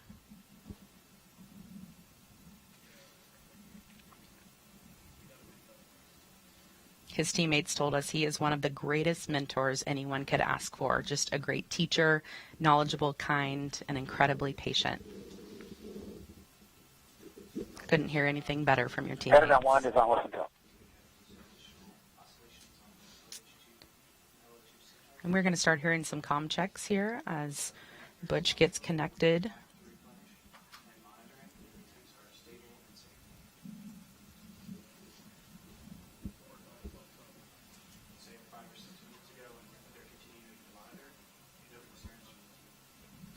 And LOX 2, LC. Go ahead, LC. Roger, do you have a status update? At this point, we're back into stable topping replenish. Still monitoring our Delta P measurements in the tank, but things are looking more favorable. We'll inform you if we start seeing oscillations again. Roger. Houston, CDR, Starliner, from Starliner, cop check on Editor 1. Starliner, it's Houston, loud and clear, Editor 1 for the CDR.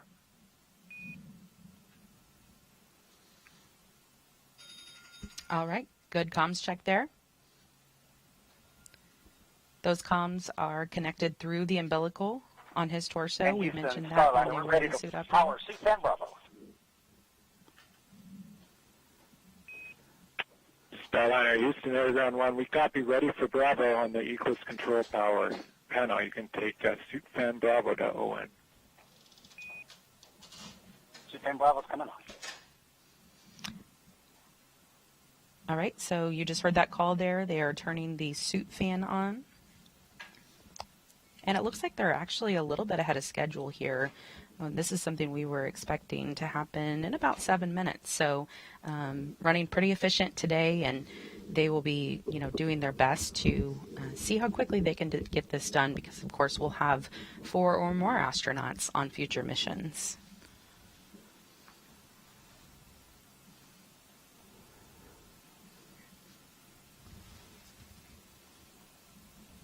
When they have the suit fan on, that system routes air from the cabin back into the suit. So that's what they're testing out right now.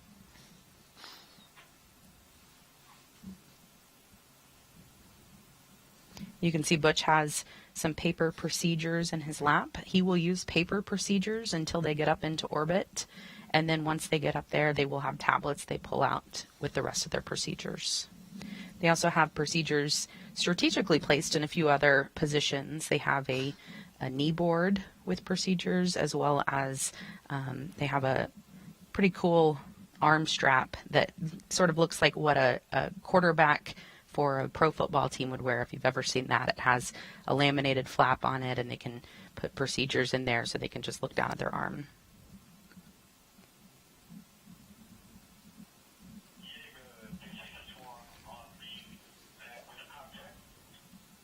So, Lauren, I believe Butch did play football, right? He did. Yeah, college football player. So he may be used to seeing those. Yeah. There's not much Butch can't do. I'll tell you that. The spacecraft is about 15 feet across inside, so quite spacious. I like to compare it to about a mid-size SUV.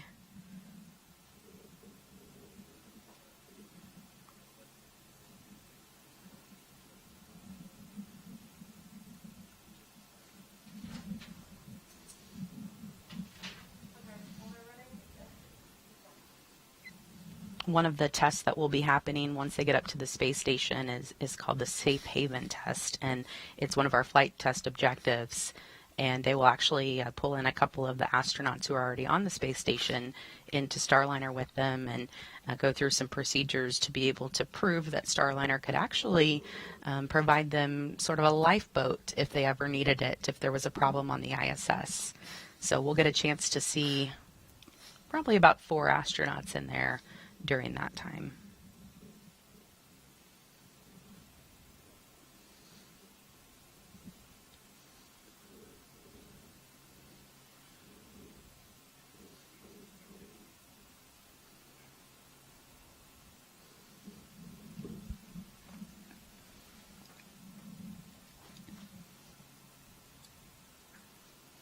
These seats that they're in are built to accommodate a range of heights as small as 4'11" all the way up to 6'4". So if you had any preconceived notions about what size you have to be an astronaut, not in this case. We will be able to fit all sizes. Sunny talks a lot about that too in the suit fits that they've done, that they've been able to, the suit checks that they've done, they've been able to make sure that they can accommodate all sizes. Houston Starliner, we are ready to perform suit gross leak check.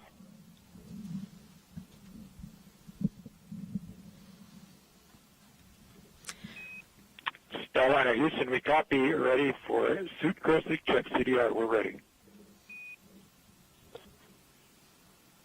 All right, so that call there for the suit gross leak check, that is to check for any leaks in Butch's spacesuit. Now, the word gross is used in this situation to mean any significant or easily detectable leak that could compromise the integrity of the suit. It sounds a little funny, but it is a word that we're very used to in spaceflight.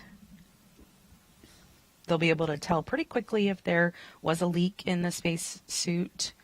Once they inflate it, those pad team members will push on their arms and make sure that there's no air coming out.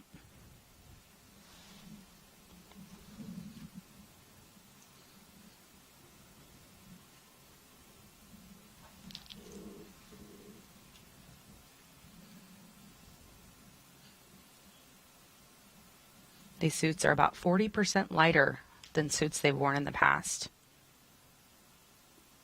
And Dylan, I've even tried on their gloves, and you would be amazed at how much you can move around in them, what all you can do in them. Of course, the fingertips you can use the tablets with, but I was really surprised at just how flexible they were.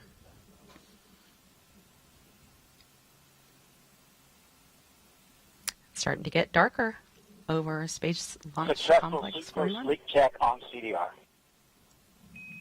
Houston copies a good gross suit leak check on the CDR. Thanks. Good gross leak check. Good news there. You know, Butch is a former flight test instructor at Edwards Air Force Base. He has a Master of Science in Aviation Systems. So let's listen to a little bit more on this retired U.S. Navy captain and CFT commander, Butch Wilmore.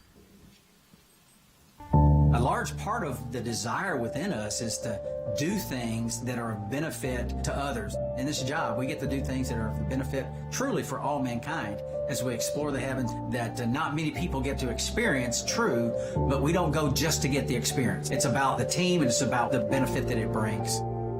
My name is Butch Wilmore, and I am the commander for NASA's Boeing Crew Flight Test Mission to the International Space Station. Life in Tennessee, God's country, that's where I grew up. I'm very fortunate, had loving parents, took us to church. When I was young, 7 years old, I believe, they bought a little land out in the country, 6 acres or so. We had horses and cows, and I raised chickens and ducks, and just enjoyed life in the country. I went to Tennessee Tech, started working on an electrical engineering degree, and played football, which was a very difficult combination, I learned, because they're both full-time jobs. So it was a lot of effort over those years, but it molded me and it helped instill the work ethic my parents had instilled in me when I was younger. I entered the Navy and was fortunate to fly the A-7E. It's a single-seat attack aircraft, and I flew that for a couple of deployments. And then I transitioned to the F-18 Hornet, and through that process, I was selected in the test pilot program. You learn a lot about yourself as you go through test pilot school, where you're lacking in certain capabilities that are necessary to do a test pilot type of job. When it comes to flight test, the minute details matter. When we're doing our runs, hey, let's run it this way. Let's do it that way. Let's add this in. Let's take that out. And let's look at it in that regime so we can see how the spacecraft responds. And that's what you do with aircraft, that's what you do with spacecraft, and that's what this test is all about. This crew flight test is a series of these various tests to ensure that the operational requirements and the design meets those requirements. And I think everybody that does flight tests would agree. Focus, understanding, and also the team coming together to give you the overall understanding of the test and the capabilities of the spacecraft or aircraft that you're testing is vital.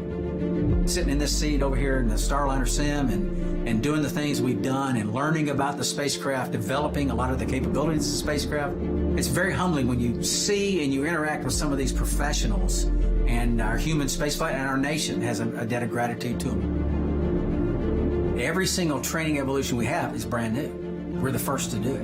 Whether it is checking the survival equipment in the pool with a mock-up of the spacecraft and how you egress, get out of the spacecraft, whether it's the side hatch or the upper hatch, while the seas are rough and all those type of things. There's a thought of how things should be, but then there's the reality of how things need to be. And that's what this test is all. Everything we do is test. It's been a process over years that is such a benefit in all aspects of the capabilities of this spacecraft. And we're excited to be a part of it.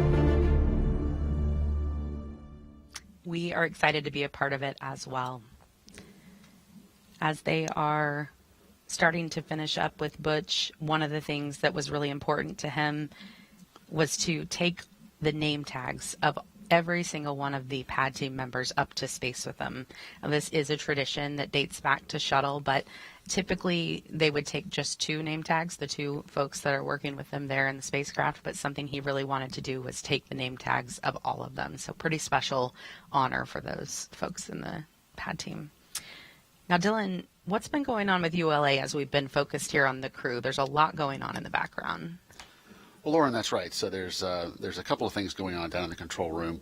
As there has been some conversation on the net that folks would have heard, the propulsion team is actually active, kind of maintaining the propellant levels in the cryogenic propellant tanks, and that'll continue right up until we enter the terminal count. Our avionics testing is all complete for the day, so it's relatively quiet on avionics row at the moment. The launch conductor and his team are going to be listening very closely to all the activities on the pad, and we've heard some of that communication between LC and the Blue Team lead as they report back and forth on the activities that are up on the crew access tower right now.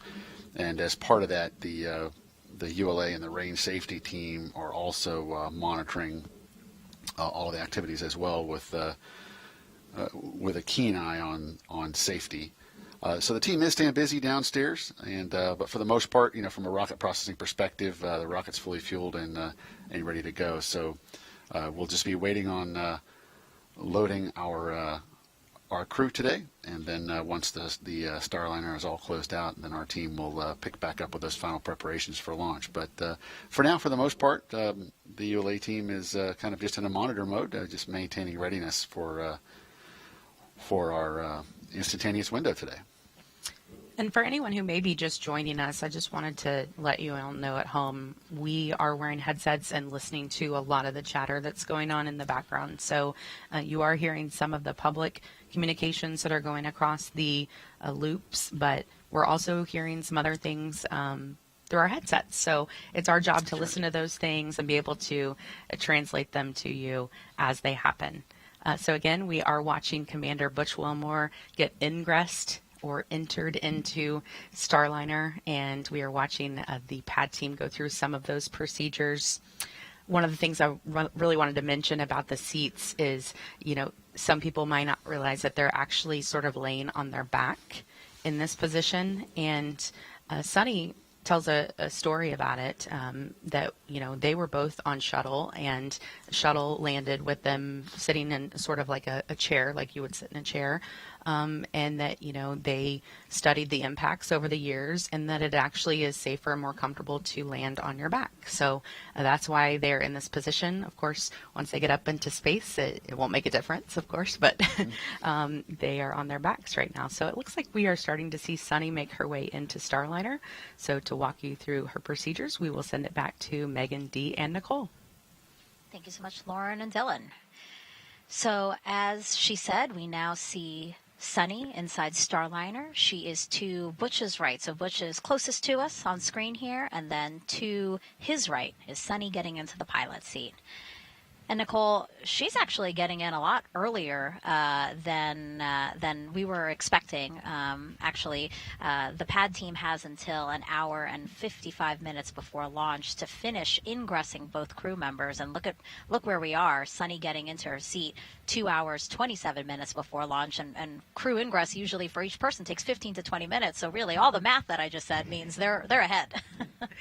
Yes, and that is all goodness. As I mentioned in the suit room, we do have some pad to the numbers just in case you need to troubleshoot something. So say, for example, as Sunny's going to get strapped into the spacecraft, if one of the buckles breaks or if something is twisted and we need some extra time, since it's an instantaneous launch window, the last thing you want is something silly like that, something that we can fix, have the launch be scrubbed.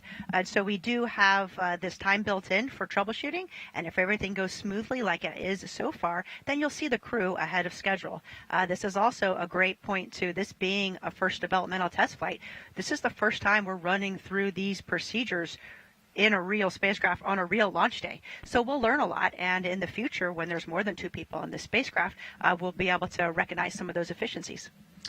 Yeah, and this is a great view, actually. So we have several views inside of Starliner. There's 4 camera views. There's someone in Houston who's monitoring, which camera view gives all of the teams monitoring this launch the best views. And this one is a really great view. We see 2 pad team members helping Sunny get in, helping with her 5-point harness, as well as getting her leg and knee restraints on, right, Nicole? Yes, you have your feet that are strapped in. You can see those white straps on the top of Sunny's feet. You're also going to have your knee board strapped in. You want to make sure that all of your comm is connected properly, and then they will do comm checks with each other as well. And you can see on Butch's left knee there, he has those paper checklists. Those are also tethered down. And so every, through many hours, hundreds of hours of simulation, you figure out what works for you, exactly where you want everything. And so it's important on day of launch that you have everything set up just as you have trained. Again, the astronauts Sunny going through the same procedures that Butch just went through. Also, something that we'll see them do are reach checks, right? Because we are buckling them down so that they're comfortable and safe, but we need to make sure that they can reach all of the things that they need to reach during their flight. Absolutely, and of course they've done that in training and on mission dress rehearsal, but again, you want to double check. And day of launch, you want to make sure maybe if you have something snagged that's going to hinder your reach, that could affect the mission. So we go through all those final checks one more time before the launch countdown continues. And coming up soon, so that we all know to look for it, we expect Sunny to reveal their zero gravity indicator. Usually it's a soft toy a crew picks to fly with them, and once that toy begins to float, it's a visual indicator, right, that they have reached the weightlessness of microgravity, because we just said they're buckled in, and really nothing else should be floating around except for that zero gravity indicator.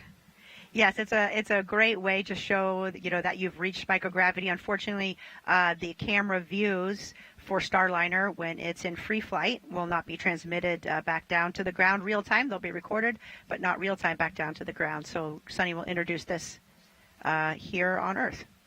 And what we're showing you now is a kind of toothed whale, and that's a male narwhal. A narwhal, as you can see there, we're showing you because that is the zero-G indicator that Sunny chose with the help of her niece and nephew. Sunny wanted to choose an indicator that raised awareness for how space and ocean research go together. Obviously, we've been talking about how Sunny's really passionate about the ocean. So, and again, after all, space and the ocean really do go together because space gives us a very unique vantage point of our oceans. So this particular narwhal toy that you saw Sunny holding in that picture coincidentally was named Calypso, which happens to be the name of today's Starliner spacecraft, which Sunny named in 2019. And she named it Calypso to pay homage to the explorer Jacques Cousteau. He sailed his ship named Calypso all over the world to teach people about the ocean. You see Mr. Cousteau right there. Now, Sunny believes Starliner will do the same for space, again, teaching people about space. And remember, Sunny wasn't supposed to fly on the spacecraft. She was initially assigned as the commander of Starliner 1, the first post-certification mission, as we've been mentioning. But she was later reassigned to CFT and feels it's an honor to fly on the spacecraft she named. So really, the stars all aligned for her to be on this flight test today.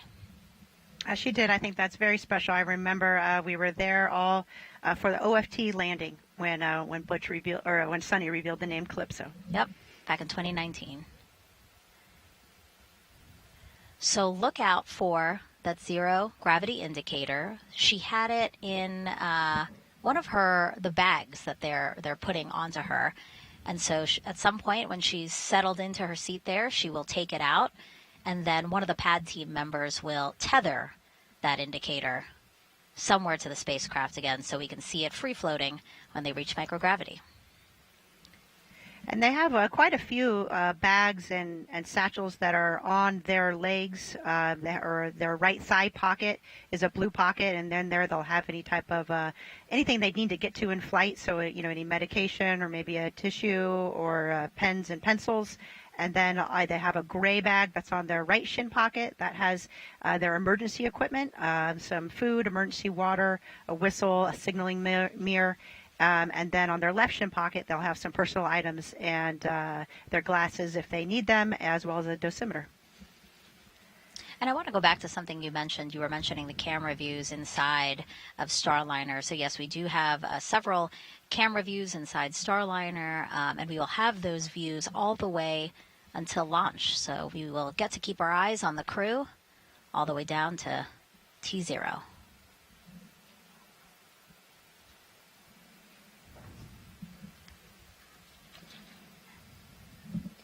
Now, I want to mention some of the pad team members that we have here. Starliner Houston, we have you loud and clear, radar ground 1 for the PLT. Got you loud and clear as well. So comm checks again between Sunny and Houston. It's part of the ingressing process, right? They get into the Starliner spacecraft, they get buckled in, then they do these comm checks with Houston, they do comm checks with each other, and then they do suit leak checks, and then the pad team will make sure that everything that's not supposed to fly to space is out of Starliner before they close the hatch and get ready for liftoff. Absolutely. They'll do one last check with the crew, and the crew is also, their displays are on, and so they're able to see the telemetry on the displays and check their systems, which I know, Butch was personally very excited about, and I agree with him. Seeing the actual data on the actual spacecraft is quite different than what you see in the simulator. Hopefully it matches very, very closely, and I'm sure that it does, but on a launch day, it's real data. And so it's always interesting, something you want to take the time to walk through all of your subsystems. Yeah, the last time Sunny and Butch were in Starliner was a little over a week ago. They were doing another rehearsal for today. And when asked how it felt, Sunny said it felt like they're where they're meant to be. It felt like coming home.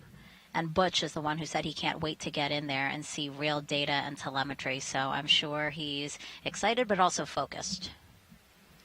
Absolutely. I remember thinking at this moment when I launched it felt so much like a training evolution. And I think that's a testament to how well the teams do in preparing for launch. We run through and rehearse everything, and that's a very comforting feeling because you have a lot on your mind and you want everything to go smoothly. Throughout the broadcast, we've been hearing about each of their backgrounds.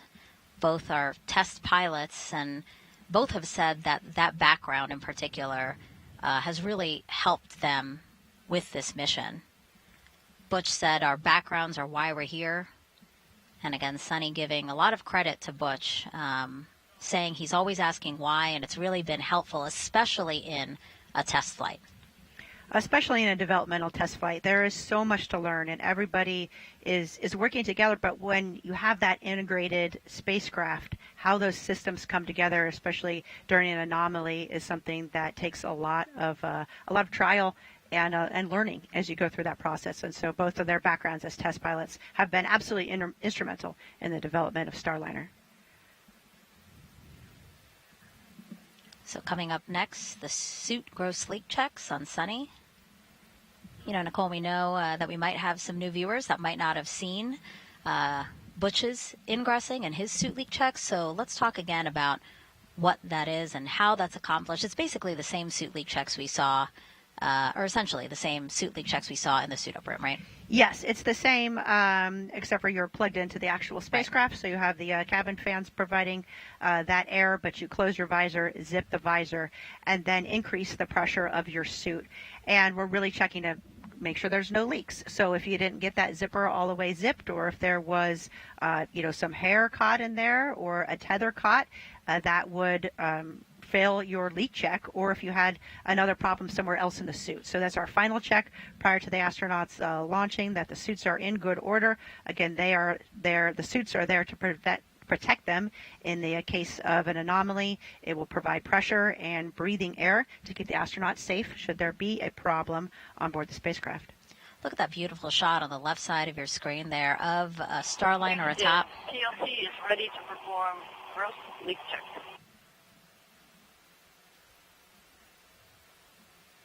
Starliner atop the United Launch Alliance. Starliner Houston, we copy, ready for the gross suit leak check. BLT, your go.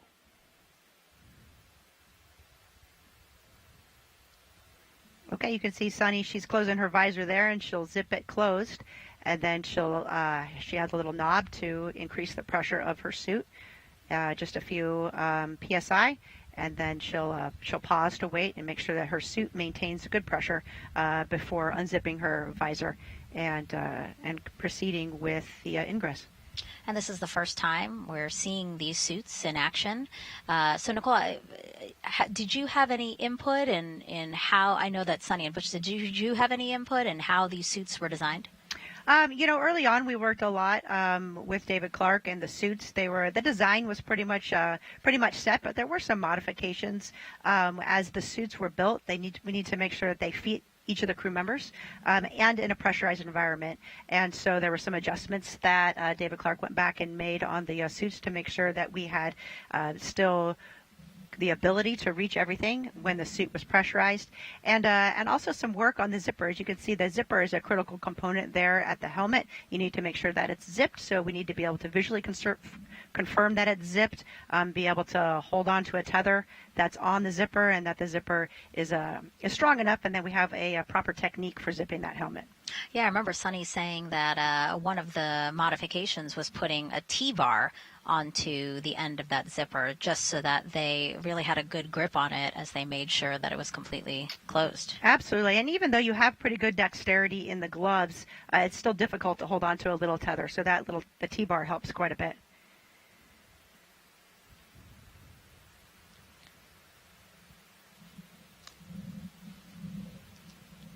Sunny is, of course, a retired U.S. Navy captain and Boeing CFT pilot.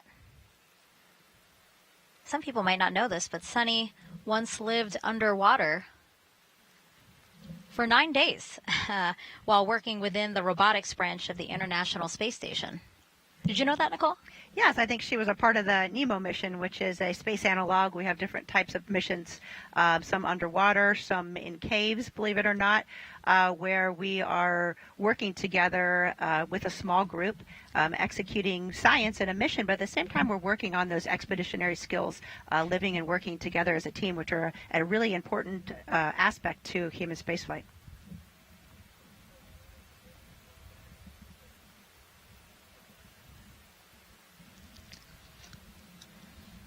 Check of the clock.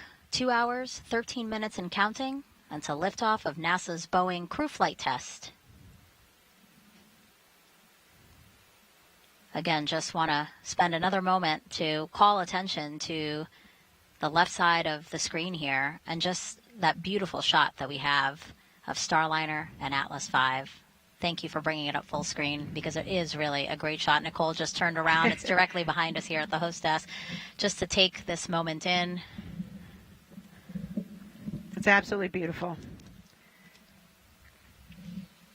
Sunset happening just about 20 minutes ago here on Florida's Space Coast. I mentioned this before, that things right now are looking good. The pad team had until 1 hour and 55 minutes to ingress the crew. All right, there we go.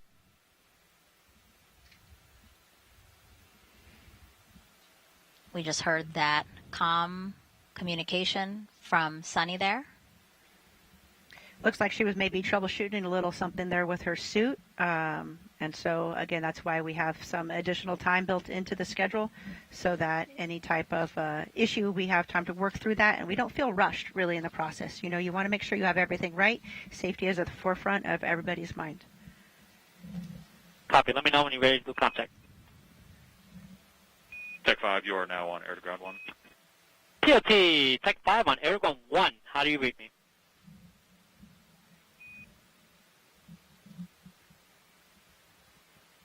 Okay, I do not hear you. Do you hear me? Contact.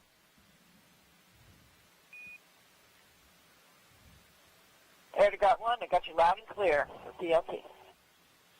Copy, copy. I got you loud and clear on air to ground 1. Let's go air to ground 2 with contact again.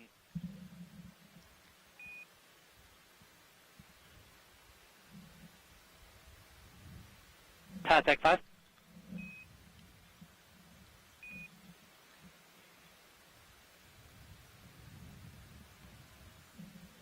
Air to ground 1 is one channel, one way of communicating.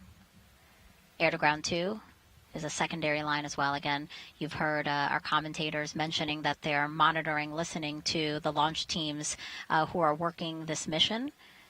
We have some loops up publicly for you guys to listen in and to track how the countdown is progressing. And then there are some other side channels that a lot of work is also done in the background as well. PLT, first leak check is complete. Starliner at Houston, we copy gross suit leak check complete on the PLT, and I have you loud and clear, Sunny, here on air to ground 1. Okay, I got you loud and clear as well. All right, 2 good call-outs there. Successful communication check with Houston between Sunny, as well as a good check of her suit, making sure that it holds pressure as expected. L-minus 2 hours, 10 minutes. ECS, LC. Tech 5, you're back on air to ground 1. ECS? All right, PLT. So we confirm they got good airflow with per minute. Correct? Roger. PLT, you can open your visor now.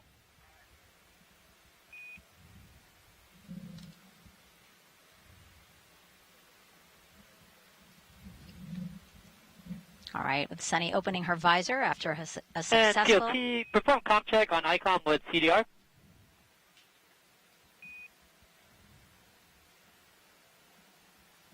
That's a command to do a communication check between Sunny and Butch. And while they do that, why don't we hear more about Sunny's journey to this moment right now. Exploration is curiosity. It's asking the question why. It's taking that next step. Every time we do something for the first time, we're expanding our knowledge. My name is Sunny Williams, and I'm the pilot for NASA's Boeing crew flight test mission to the International Space Station. I feel really lucky to have grown up in a small town outside of Boston, Needham, Massachusetts. It was a great town because we were able to ride our bikes everywhere we went. My brother, sister, and I, we were all swimmers, and it was just a great childhood My dad was a doctor and also did neuroscience research. We were the strange family who had pictures and diagrams of brains on our dining room table. My older brother went to the Naval Academy. I started researching a little bit, and I thought, well, what the heck, I'll try this out. And when I went, I found that I really loved it. Teamwork, followership, leadership, those opportunities that we had right from the very beginning, and to accomplish something a little bit bigger than yourself. And I think that paved the way for the rest of my career. Got a basic engineering degree from the Naval Academy. I really didn't know what it was all about when I went through that course curriculum, but when I went to test pilot school, all of that stuff sort of gelled together. I was like, oh wow, this is why we do math modeling. This is how we try to predict how change in an engine is going to affect the way the helicopter flies. Time on the International Space Station is priceless. People always ask, do you get bored, or, is it terrible being up there for a long period of time? And for me, I loved every minute. There was always something to do. You wake up, you look at your timeline like, wow, I got to do this experiment today. I got to get ready for a spacewalk. Every day was different. And just life on the space station becomes routine, which is sort of crazy to think about it. At one point in time on my first mission, I was like, I don't even remember really what it's like to walk. I've been flying around for so long, I don't even know what it's like to sit down. I got assigned to the commercial crew cadre in 2015. We went to the companies, found out the shell of their programs, and then actually started working with them to make them what they are today to accommodate astronauts. For Starliner, we've been heavily involved in the last couple of years in the software with the folks doing the development to make sure its capability will allow us to come home. And we've been involved with all the suit development, making sure every different size of person could fit in all these suits and they could operate the spacecraft adequately. We've had our fingers on every single procedure that we work inside the cockpit, as well as operated it with our mission control team to make sure that everything that future crews will do will be right. We haven't had the classic training as we had for Shuttle and Soyuz. We've sort of helped develop the training as well as the hardware. And this is sort of the shape of things to come as we get ready to go back to the moon. All of that is going to be developmental, and we're going to have the same mindset. It's not already established. We all have to be part of this big team to help develop it and make sure that integration, as the astronauts use all this equipment, is going to be top-notch and ready to take us even further.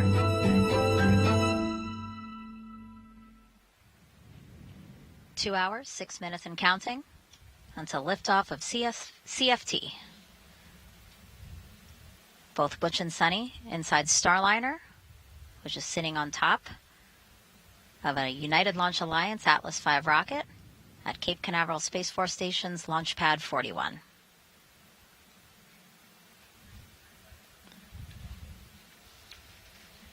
As you can see, we still have a pad team member in there. Looks like they're still helping either Sunny with something or, again, just readying the spacecraft for launch. It's interesting because the spacecraft is made for microgravity, and so actually you can't stand on the floor of the spacecraft, and so there's some special flooring pieces that are installed so that the pad team can walk around without damaging any of the components of the spacecraft and help get the astronauts strapped in. So I know as one of their final checks, they'll remove that specialized flooring and check the configuration inside of the spacecraft. As you mentioned, to get everything out that doesn't need to go to space.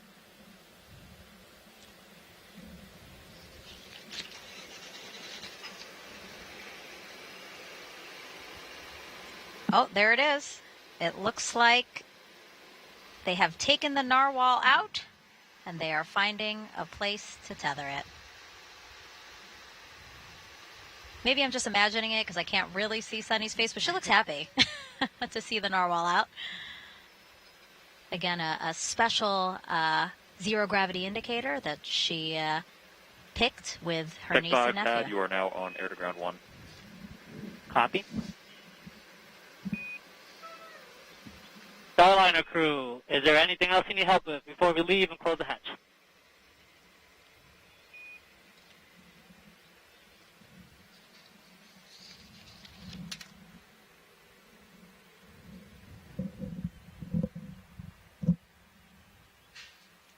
Waiting to hear if Butch and Sunny say anything over the loops. All right, Starliner crew, it's been an honor to strap in. Not my crew, but my friends. Have a safe flight. See you up there. I love that. Sounds like strap-in, everything went well. And you weren't imagining, I did see a smile on Sonny's face, and I could see Norval tethered there in the middle. And again, I love that comm check again to say they're friends. Dee, you've been saying this throughout the broadcast, really, but Butch and Sonny have been working so closely with everyone who is needed to make this mission possible that they kind of all just feel like family. Absolutely. You know, we've been working with them for years. They've been a part of, just as Nicole mentioned, all of the processes, all of the training, making sure that the spacecraft works as it is supposed to. And of course, now they're both on this flight test where they're going to do this mission and confirm that. So, you know, we have gotten very, very close with them. And this is an exciting moment for us to see this. And looking forward to seeing them lift off and begin this mission. You know, it's interesting because you think of, you know, Butch and Sonny, of course, are the astronauts on top of the rocket right now and the ones going to space, but they really do represent, you know, that huge family of NASA and Boeing and everybody that's worked so hard to get to this point. Go ahead, AC. Okay, evaluating the SRB, we're most likely getting above the qual cycles of this valve. We still have 2+ hours to go, so most likely exceeding the qual value. We do not have a path to proceed further at this point. Roger. So at this point, your recommendation is to secure operations for today? That is correct. Roger. LD, LC on channel 1. Yes, sir. LD concurs with that. Roger. Flight and Slick, channel 1. Flight here. Slick's on channel 1. Yeah, Roger. So the engineering team has evaluated the vehicle is not in a configuration where we can proceed with flight today. So we're going to initiate our scrub and recycle operation. Roger. Flight copies. Roger. And if you're just joining us, I'll look at the clock Well, here. personnel, this is LC on channel 1. Let's turn to page 187, scrub crew egress operations.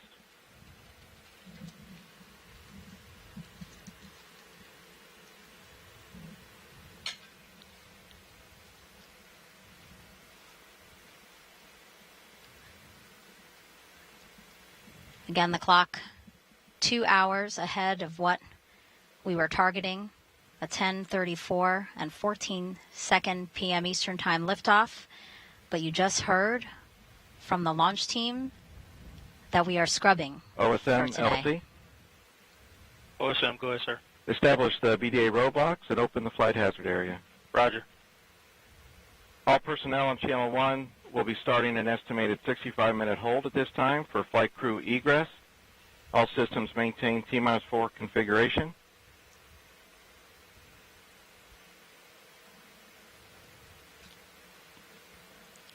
As we hear some communication between team members, let's get it over to ULA's Dylan Rice to walk us through what we know so far and what we can expect moving forward today. Thanks, Megan. So the team has had some observations on an oxygen relief valve on our Centaur second stage, and the team is just not comfortable with the signatures that they're seeing, the response out of that valve, and so out of an abundance of caution, we are not going to continue with our launch operations today. And as you heard, the Chief Launch Conductor Doug Lebo call the team there and have the team prepare for scrub operations and to prep for removal of the crew from Starliner. So next steps, the team is going to be maintaining the configuration of the rocket, and we'll begin the process of egressing the crew. And once the crew is egressed and the blue team is safely left the pad, at that point we'll begin detanking the rocket and securing for the evening so that teams can continue to review data and troubleshoot the signature noted with the valve on board Centaur. Channel 1. Disappointing. Go ahead, sir. Sunny, Yes, sir. said, So you may have heard on Channel 1 we're standing down for today. So start and initiate getting the vehicle in configuration to egress the crew. Roger, Wilco. So I was saying, Sunny even said, nothing special about this date on the calendar. We will go when we're ready. Not today, but we'll try this again.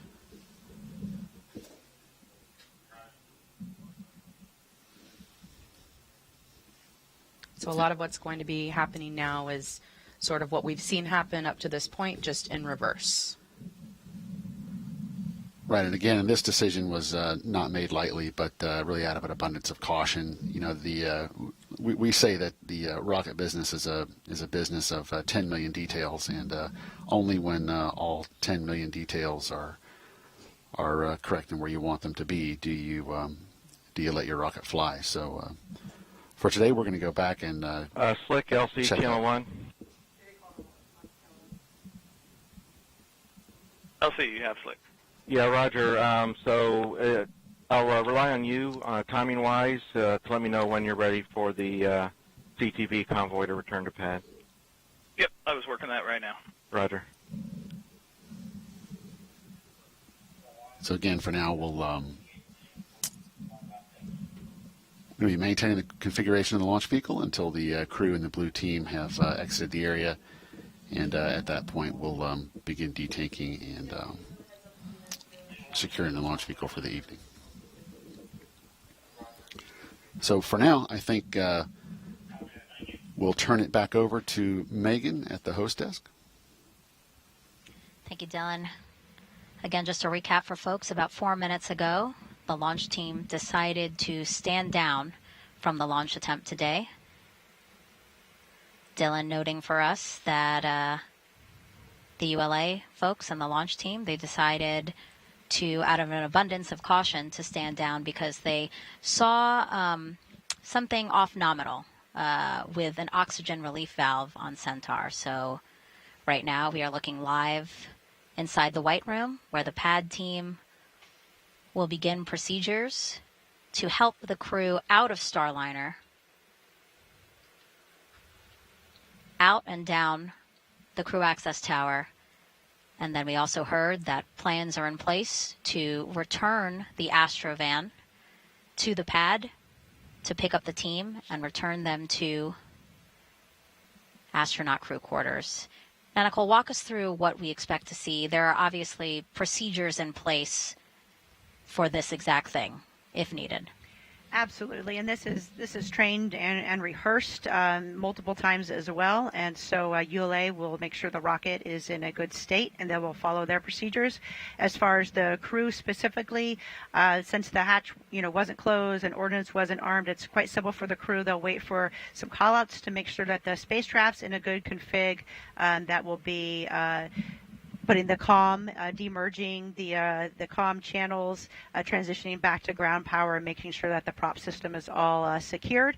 And then the crew will egress. They'll pretty much do exactly what they did to get in, but an opposite with help of the pad team.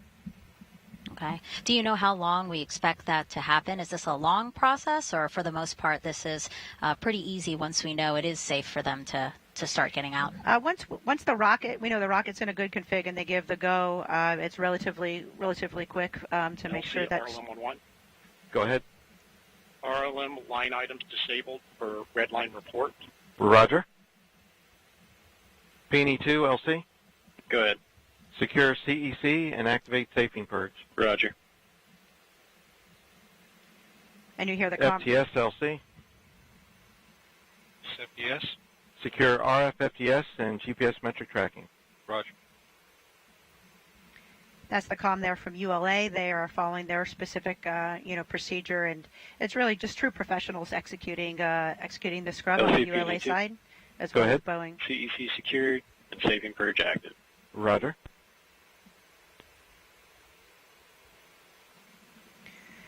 Another look inside Starliner. Butch and Sunny there. Butch closest to us, Sunny to his right, and a pad team member in there who will soon help them get out of Starliner. Nicole, you were saying, you must know how they how they might be feeling right now. You're close with them as friends and also as a fellow astronaut. Absolutely. I mean, I think, of course, a natural human reaction is a little bit of disappointment. It's a very exciting time, and we all want to see, this spacecraft launch. But at the same time, it's a deep sense of appreciation that the team is doing the right thing, that they are checking all of the instrumentation, that they are able to identify something that's off nominal, because the last thing you want to do is deal with something like that in space. And so when we identify something like this on the ground, we see that as a big win. We avoided a potential problem by identifying it early. And yep, the will scrub. This is something I think as an astronaut you train to multiple times, and you're prepared for that as well.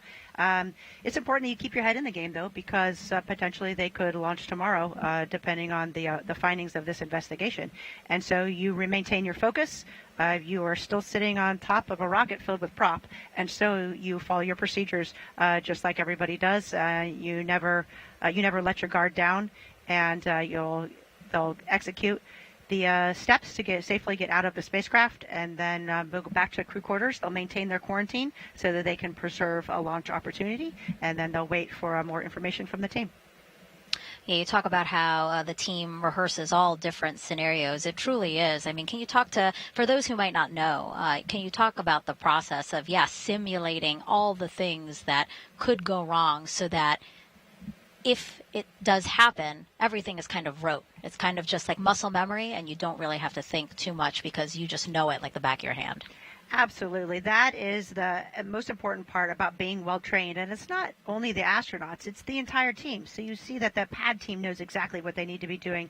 You can hear the comm from ULA. Everybody at their console has specific responsibilities and steps that they need to take. And each member of the team is critical to make sure that we're successful in these type of procedures. And we train to them in simulations, scrubbing, and pretty every contingency that we can think of, we will actually run through. In the few instances where I've been involved in an actual contingency or an emergency, you're right. The training really takes over. You maintain focus. You execute your procedures. And it's really not until after that's all done that you realize that... Hey, Houston Starliner, we're standing by. As we said, we did go ahead and unstrap. Curious if we're going to run anything in the scrub recycle procedure as you're looking forward, since we didn't get very far. Starliner, Houston, loud and clear. We are running it. A lot of the events are sort of no perform because we didn't get that far in the count. I will keep you appraised. The main action on your radar will be bringing the suit fan Bravo to off before you jump out. Yeah, and we're not going to open the cabin vent valve or anything, I'm assuming, as well. Negative, yeah. Hatch is open, so none of that applies. Yeah, that's what I see. Okay, thanks. And that was our Capcom capsule communicator, Josh Kudrick, who will be flying on Starliner 1. He's the Capcom for Ascent, and he was just talking to Butch about the scrub recycle procedures that he has in his checklist. And Capcom is the voice that we've primarily been hearing talk to the astronauts, correct? Yes, during the comm checks, you'll hear a lot of different folks talking on the loops. But really, once the launch happens and they get to orbit, then the only person talking to the crew is the Capcom. And LC Slick on Channel 1. Go ahead, Slick. Yeah, we're getting ready for crew egress, so we would be good for the CTV to come to the pad gate and hold there. Roger. OSM, LC? OSM. Roger. Notify crew transport convoy to return to pad, permit entry into the BDA, and ask them to hold at the pad gate, please. Roger. Call-outs now to have the Astrovan return to the launch pad to pick up the crew once they have egressed. Excuse me. And you can see Butch and Sunny, they're unstrapped and visors are up. They're just waiting for the call from ground to turn off that suit fan, which is the fan that's providing air to their suits prior to detaching their suits from the spacecraft and exiting Starliner. Again, if folks are just joining us, about 12 minutes ago, the launch team has decided to stand down from today's launch attempt. We were targeting 10:34 and 14 seconds Eastern Time for a liftoff of NASA's Boeing crew flight test. We now are looking at Commander Butch Wilmore and pilot Sunny Williams. They are in the Starliner spacecraft, awaiting word that they can continue with egress procedures. Starliner Houston, still with you. No real change. OFM is off. The prop system is not secured, but it's an unknown and an expected config, and we'll still get suit fan Bravo off here before you jump out. Otherwise, just stand by for us. Yep, we're standing by. Thank you.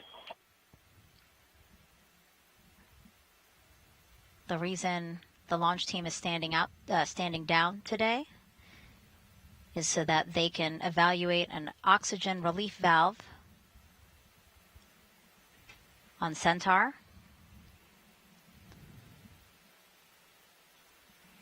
That's the second stage of ULA's Atlas V rocket.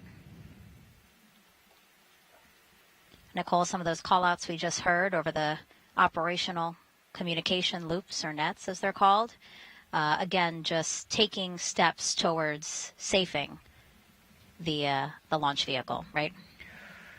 Yes, ULA is working towards making sure the launch vehicle is in a good config, and then Mission Control is focusing on Starliner, the spacecraft itself, to make sure that the systems are in the proper configuration before the astronauts exit the spacecraft. And I think you heard the call there from Josh that the final thing will be to turn their suit fans off. And so the controllers in Mission Control, the flight controllers, are now sending commands, to the spacecraft to get it in that good config, and then Butch will send that final command for the suit fan. Throughout the show, we've had commentators across NASA, Boeing, and ULA monitoring the launch. So why don't we head back over to our ULA commentator, Dylan Rice, who continues to monitor what's happening now as we take steps to egress the crew. Thanks, Megan. Yeah, you've heard some of the communication as the team has gotten into the securing processes here. So from a rocket perspective, really what's going to happen next is we're just going to hold the current configuration of the rocket. We're not going to start detanking. We're not changing any configuration at all until the crew has egressed the capsule and the team has left the pad. There were a couple of LCOSM.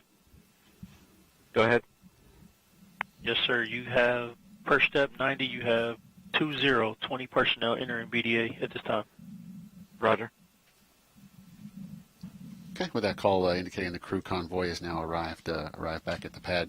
But there were a couple initial securing items that we did early on in the process here, and that was securing our RF systems and then stopping the Centaur engine chill down, given that we're not planning on launching today. Otherwise, the launch vehicle is maintaining a safe configuration until we get the crew and the blue team away from the pad. And in a situation like this, if we see any data signature that is not something that we have seen before, then we are just simply not willing to take any chances with what is our most precious payload. So we're going to take a step back, go review that data, go understand why this signature is different from what is in our previous experience base, and then we'll take whatever action required before we reattempt a launch. So for now, the team is going to continue to watch over the launch vehicle as the crew gets ready to egress the capsule. The three members of the ULA Blue team now are going to be standing by, waiting to secure the white room once the crew has egressed Starliner, and then at that point we'll close Starliner up and begin our detanking. So. In our planning and in our practice runs, that whole process takes just a little over an hour. So we're I believe we're approximately 15 minutes into that time now. So very shortly we'll be seeing the astronauts egress the capsule and then make their way down the crew access tower back to the van and back over to the ONC for the evening. And of course, all of our teams do so much training, so many run-throughs, and scrubs are no different. We run through good days, and we also run through scrubs. So this is not the first time these teams are going through these motions, even though this is the first time we have had a crew on Starliner. So they will be going through their procedures for this scrub. I think we saw just a second ago some of the pad team members flipping through, and they're going to be leaving everything in the proper configuration for... And Houston PLT is egressing. I'm waiting on the 6-fan call. Copy. We still got good video, and we will call you for suit fan Bravo. Thanks. Okay. All right, so Butch just waiting now while Sunny gets out first. Just like we saw Butch going first, Sunny come in second. They'll go. And Starliner, Houston for CDR this time. We see you getting out. As soon as you are on your way out, you go to shut that suit fan Bravo off. Let us know when it's off. Welcome. And Sunny making her way out of the spacecraft now. The pad team there to help her get out. You know, Lauren, just like we talked about when we started the built-in hold as we prepared to load the astronauts, this countdown has really been developed to support, you know, not only just 2 astronauts but 5, even 7 astronauts on Starliner, right? So the same thing with the egress procedure. When it comes time to pull astronauts out, the time that we've got allocated could support as many supports pulling a full complement of astronauts off of Starliner. That's not what we're doing today. We've just got Butch and Sunny on board, and so you know, it is possible that we'll be moving much more quickly into our scrub detank operations. But for now, we've got bookmarked at 65 minutes to get the crew off, but probably will not quite take that long, given that we're only pulling two people out of Starliner. And of course, this happened early enough in the countdown that the pad team was still there. We didn't have to wait for the pad team to return and help them get out.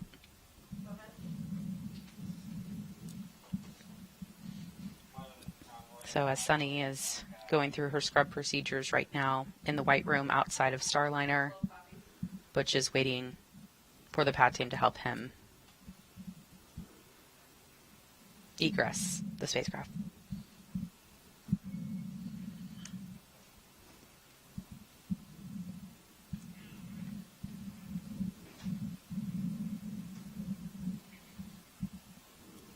And again, these are contingency procedures that, just like the launch procedures, we have exercised these contingency procedures as well for launch scrubs and having to come down off the tower and head back to the ONC. So nothing new to this team. This team has been through these procedures, and they're very well understood. LC Slick on channel 1.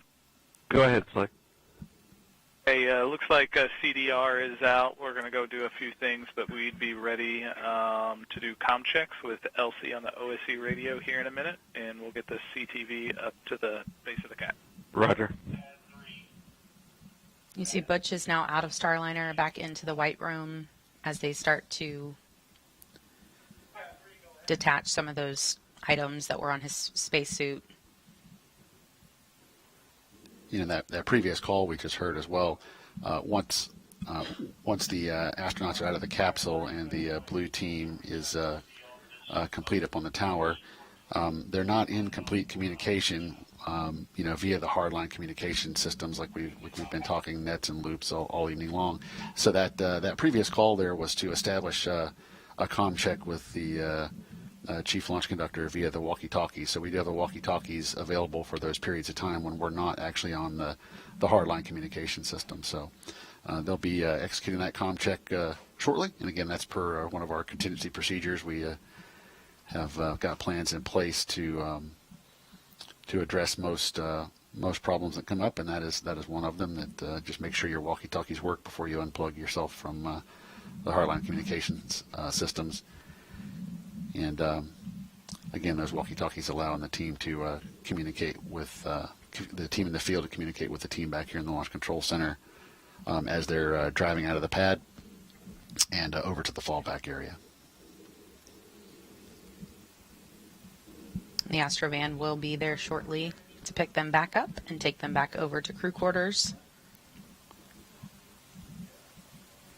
If you are just joining us, we We're supposed to be about an hour and 38 minutes away from launch right now, but the teams have decided to stand down today.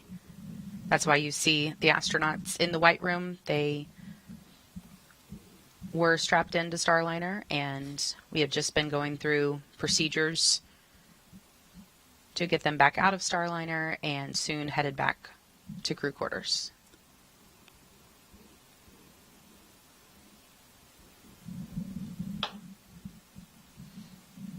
A lot of the things we walked you through earlier, they're doing in reverse right now, just to make sure that everything is in the proper config for the next attempt. You know, Dylan, Sunny recently was talking to media, and she made the comment that one of her... OSM, LC. OSM, go ahead, sir. Roger. A crew transport vehicle is clear to proceed to the CAT. Roger, copy that. All right, so the Astro van will be pulling up to the crew access tower now to come pick up Butch and Sunny. As I was saying, Sunny was recently speaking with the media, and she was telling us that one of her other friends, her astronaut buddies, said, you know, just so you know, in case there's any kind of a scrub, sometimes that's just good to knock the nerves off for everyone, and it could, you know, be good luck to go again another day. So they are veteran astronauts and quite used to how often scrubs do happen in space flight. You could see they're laughing there on the left of your screen, so they're in good spirits. Of course, these days are, you know, disappointing for teams, but definitely not something. We're ready for the flight crew and support personnel to perform OSE radio comm checks and to proceed to the ground level. They'll exit the white room and give you a call. Roger. And Lauren, as test pilots, you know they're very familiar with contingency procedures as well. Because when you're testing a new system, obviously there's always going to be some findings. Some of them more significant than others. But either way, the test pilots would be in a unique position to expect the unexpected and to be adaptive, which I know both of them are. And with this being a test flight, even in a scrub situation, all the teams involved are going to be learning things. I'm sure Butch and Sunny will have things to note. Has arrived at the base of the CAT. Roger. The Astro van is at the base of the crew access tower now. So as you see Butch and Sunny having a conversation with the pad team there, I'm sure we will see them starting to head down momentarily.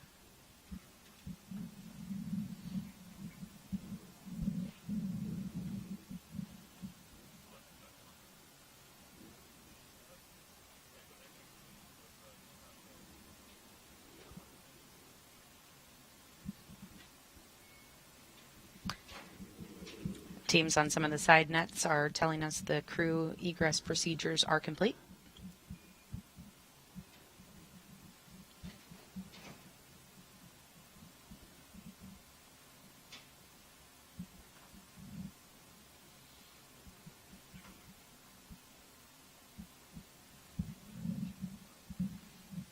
Sunny getting some help with her helmet there.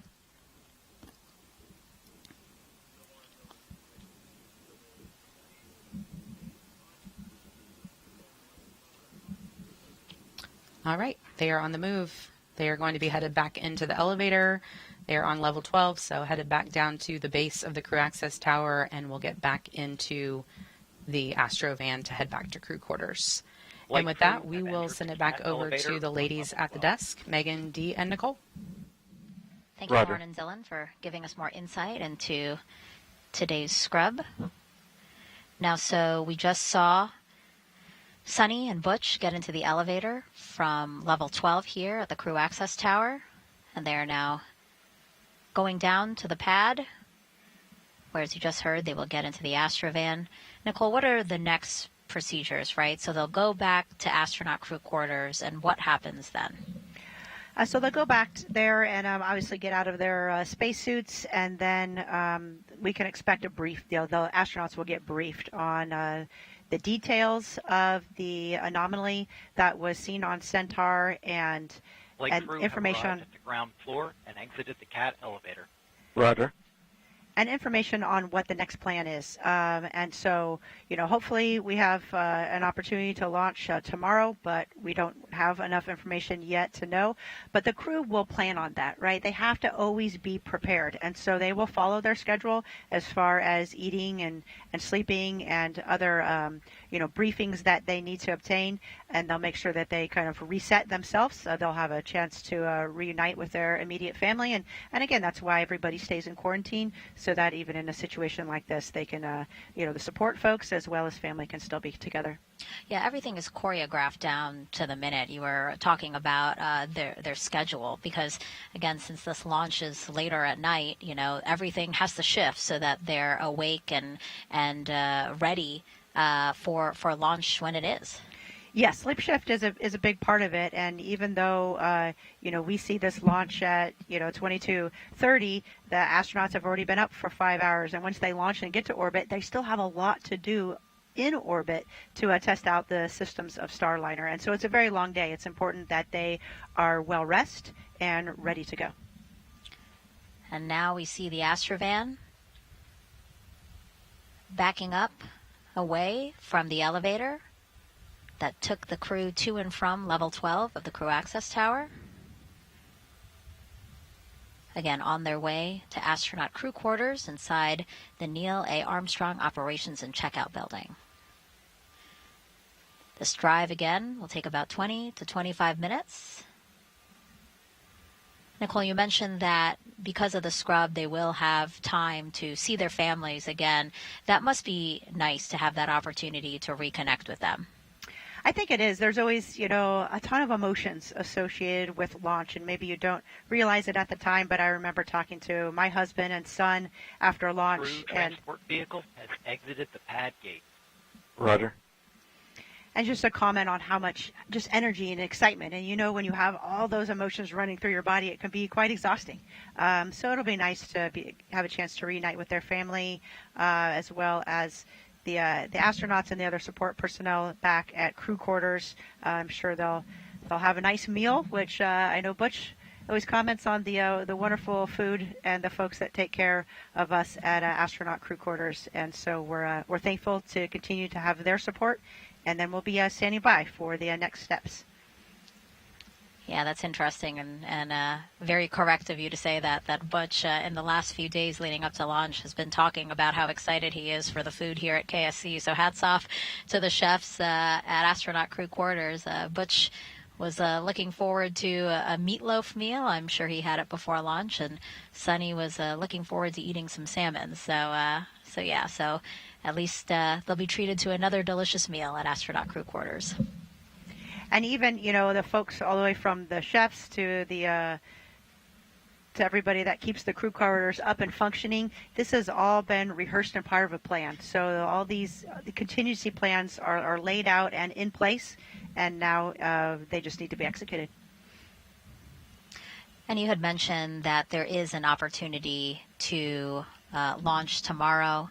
There's an opportunity to launch May 10th and May 11th as well. We say opportunities to launch because we just know the date and time is reserved on the range. Can you talk to us about that?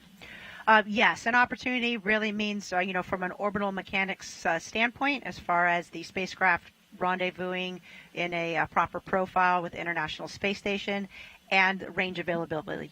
That's all we know when we say a launch attempt. There's still a lot of other factors, weather often being one of the biggest ones, and then of course the status of the spacecraft and the rocket. Those are the status is unknown right now, and so we'll stand by for further information. And once we have that information, NASA, together with Boeing and ULA, will determine what the next launch attempt will be. So that's kind of the difference when we talk about a launch opportunity versus a launch attempt.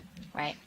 So I'll list, the backup launch opportunities we have. But again, these are just opportunities, as Nicole has been saying, and as well as Dylan. LC, this is FTS on Channel 1. Go ahead, FTS. Yeah, step 50, RF, FTS, and GPS metric tracking is secured. Roger.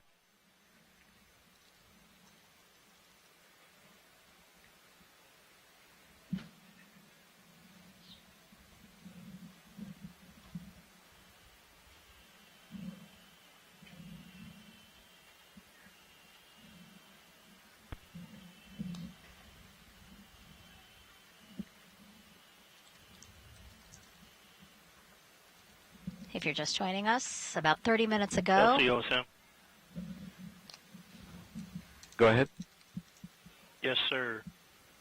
22 personnel have exited BDA area. Roger.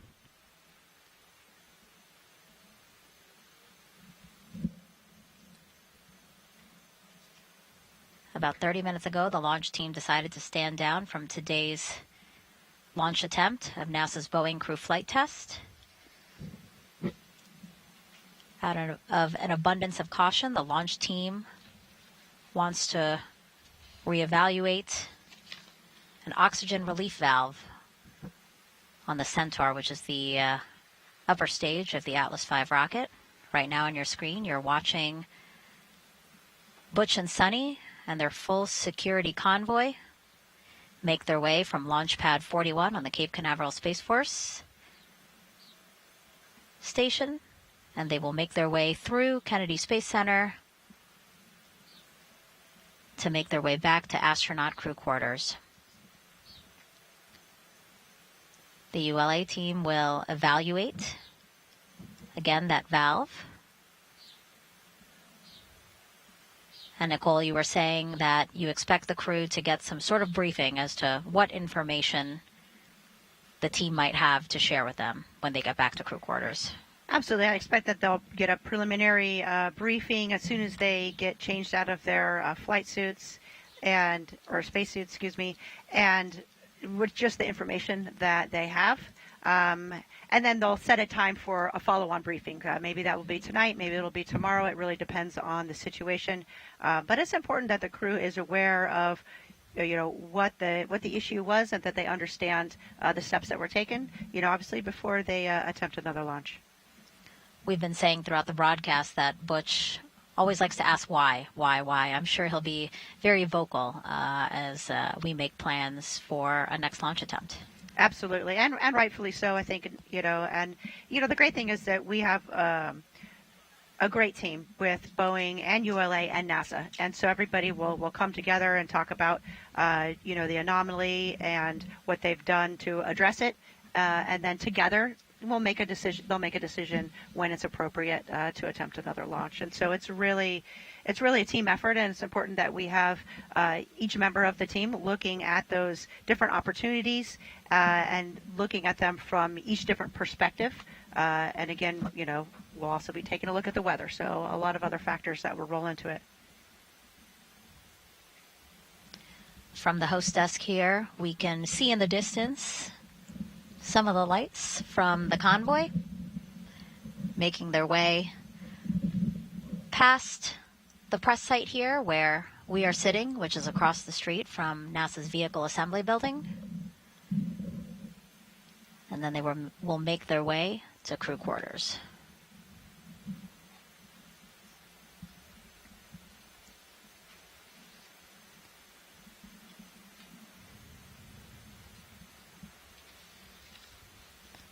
Nicole, you said again that this was all prepared for and thought of in case this did happen, and we did see very quickly how everyone knew what to do. Yes, sir. Talking with the Denver team and our team, we're probably going to want to do that troubleshooting that we had come up with on this SRV once we get the pad cleared. So I'd like permission to take that to 6 and get that discussed, get you a recommendation. Roger, please, community anomaly team, provide a recommendation.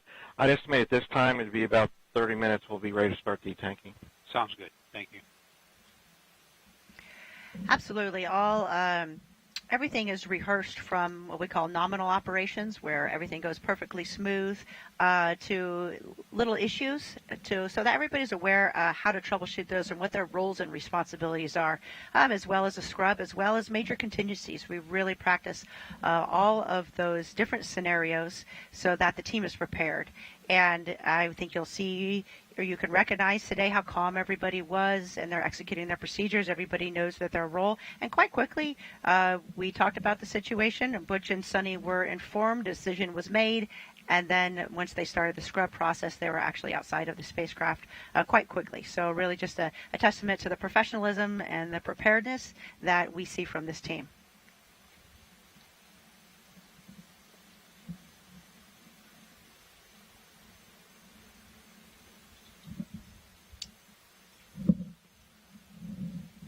I think we see the Astrovan passing the press site and the VAB right now.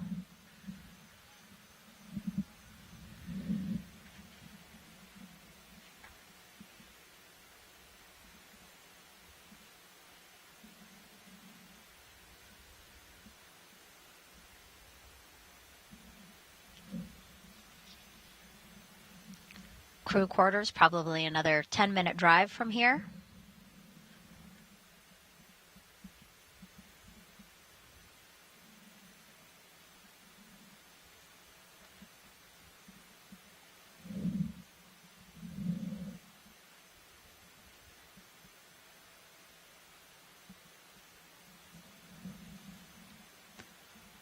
This crew flight test, a historic one, only the 6th time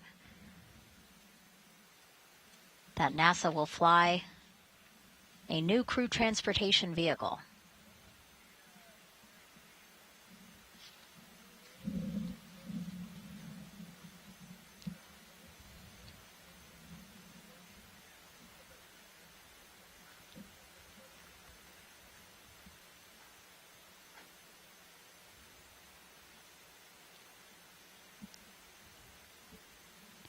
As you said, Nicole, I'm sure Butch and Sunny might be a bit disappointed, but they know as veteran space flyers, this is part of the process. You know, everything has to be right, and a particular date and time isn't the final say at all. Oh, you're absolutely right. There's nothing about a particular date and a time. You know, when's the right time is to launch is when the rocket's ready, when the spacecraft is ready, when the crew is ready. That's all that really matters. So it's just part of the business. You know, we are literally launching humans into space, and it is rocket science. So it's not easy, and we just appreciate, you know, the professionalism of the team, keeping a close eye on all the instrumentation and identifying any potential issues early, so that we can do the right thing and make sure that when we do launch, that it is as safe as feasibly possible. Yeah, it's a good point to, again, remind folks, yes, this is literal rocket science, and sometimes might be easy to forget that because a lot of it is a well-oiled machine. You know, teams, again, proficient and ready in all of their respective roles, that sometimes it might look easy. You know, I think you're right. Sometimes I think, especially recently in the past, you know, maybe 5 years or so, we've had so many launches. I mean, there was a launch earlier today. It's absolutely incredible, and it's just a great reminder that this will never be routine. Mm-hmm. It never can be. It is a very it's a very dangerous business, and that's why we have professional teams doing all the checks and making sure it's that we mitigate the risk the best that we can. And so it's a great reminder to never take that for granted.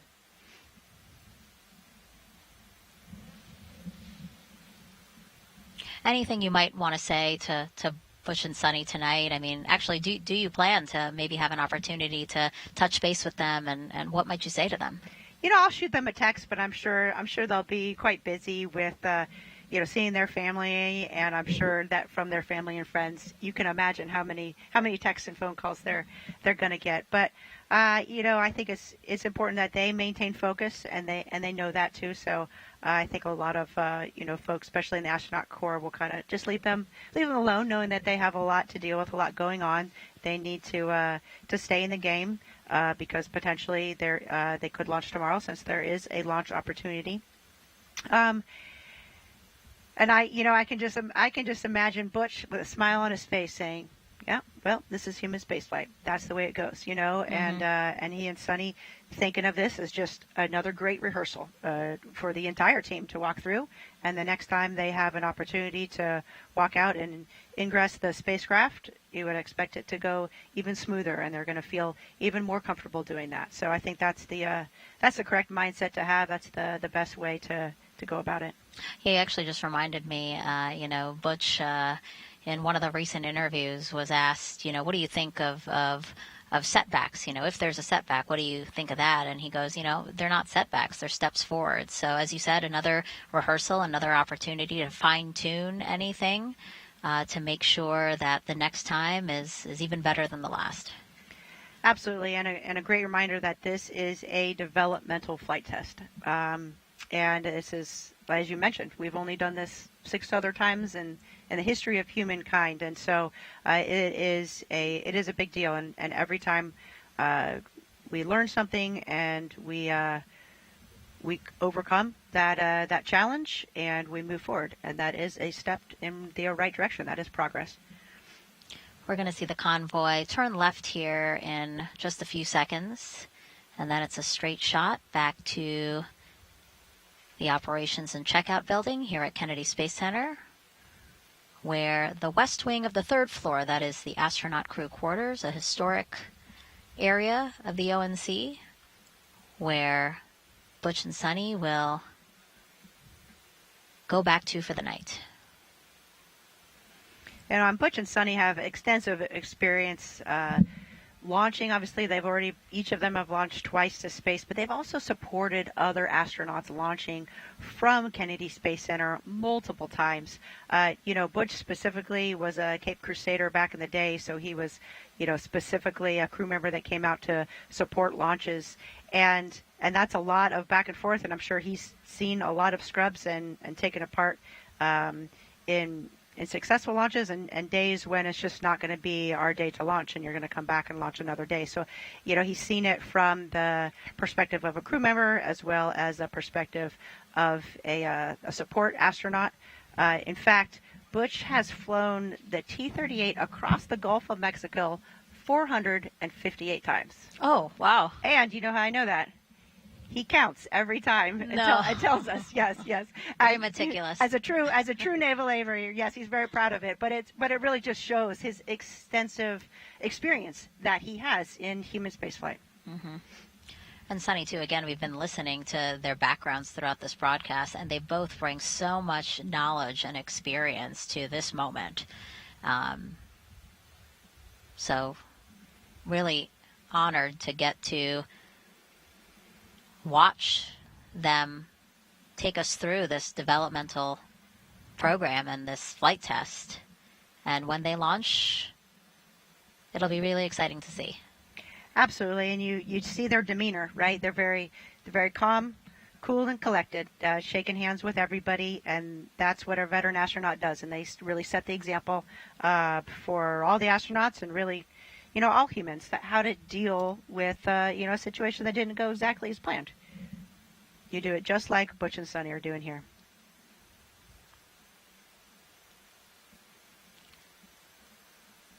We're tracking the Astrovan, pulling into the parking lot of the operations and checkout building here at Kennedy Space Center. Make a couple of turns, and then we'll see the Astrovan back in front of those doors we saw Butch and Sunny walk out of about 2 hours ago.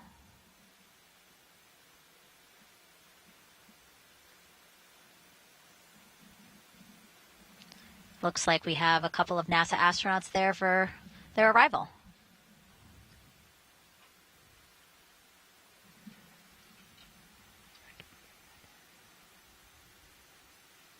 Oh, there's Mike Fink. We just saw him, Mike Fink, walking up. So he's still obviously there every step of the way to support the astronauts. Yeah, after we saw him leave the pad in the Astrovan, Mike went back to the Boeing Mission Control Center here at Kennedy. It's the building we pointed out right next to the vehicle assembly building. And he was going to watch launch from there. So I'm sure after the scrub was called, he made a point to be back here to welcome Sunny and Butch.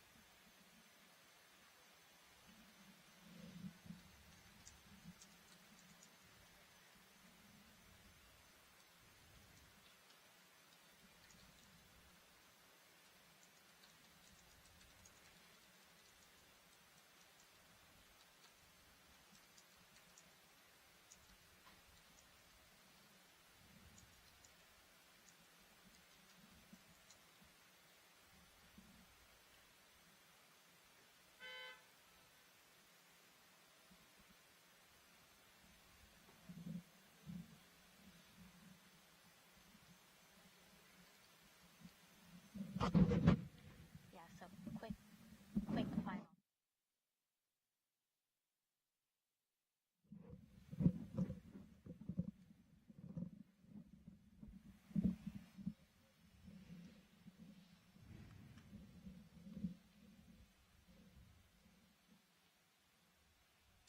And if you're just joining us, welcome to Kennedy Space Center in Florida, where at about 8:34 this evening, the launch team decided to stand down from today's launch attempt of NASA's Boeing crew flight tests. That was after the ULA team decided to reevaluate an oxygen relief valve that's on the Centaur upper stage. So that's the upper stage of the Atlas V rocket. If you have been watching us, you saw just a few minutes ago, NASA astronauts Commander Butch Wilmore, as well as pilot Sunny Williams.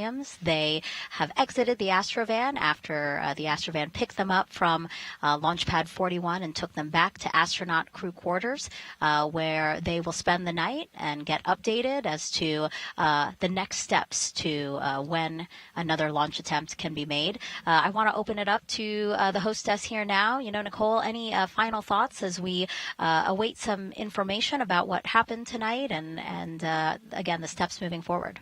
Of course, just a really professional job done by the team in identifying a potential issue and then initiating the scrub. It was executed as planned, and the astronauts are now back at crew quarters, and they'll receive a briefing on the next launch opportunity, and hopefully that is soon. But in the meantime, we'll be standing by, and I know we all feel maybe a little bit disappointed, but this is a human space flight, and that's the way things go. There's a lot that goes into launching humans safely from the planet. And so I think that I just feel, thankful that this potential issue was caught early and that everybody is safe. And we're looking forward to another attempt soon. Yeah, well said, Nicole. And Dee, from Boeing's standpoint, anything you'd like to say? Absolutely. Of course, safety is our top priority. So, and this is no different. We really appreciate ULA's partnership throughout the Boeing Starliner program and their work with commercial crew. And, we'll fly when we're ready. Right. All right, so with that, we want to pull up on the screen right now the link to the Commercial Crew blog, and that is where we will post the latest information about an upcoming press conference that we do plan to have. We do want to be able to share with you what we do know about the reason why we stood down today from launch. So again, take a look at your screen, blogs.nasa.gov/Boeing crew flight test. Again, that's where you can go to find out when we will have that press conference, which will be on NASA TV. So again, you are watching NASA TV right now, so this is the place where you'll be able to watch that press conference. We're aiming for about an hour or so. But again, we do want to give our teams as much time as they need to gather the most accurate and timely information they can for you. And again, we will share that at that upcoming press conference. But for now, again, we want to thank you so much for sticking with us and watching our live coverage of the first launch attempt of Boeing's crew flight test, NASA and Boeing's crew flight test. But until then, and that press conference, we hope to see you on there for more information about when we can next launch. Have a good night.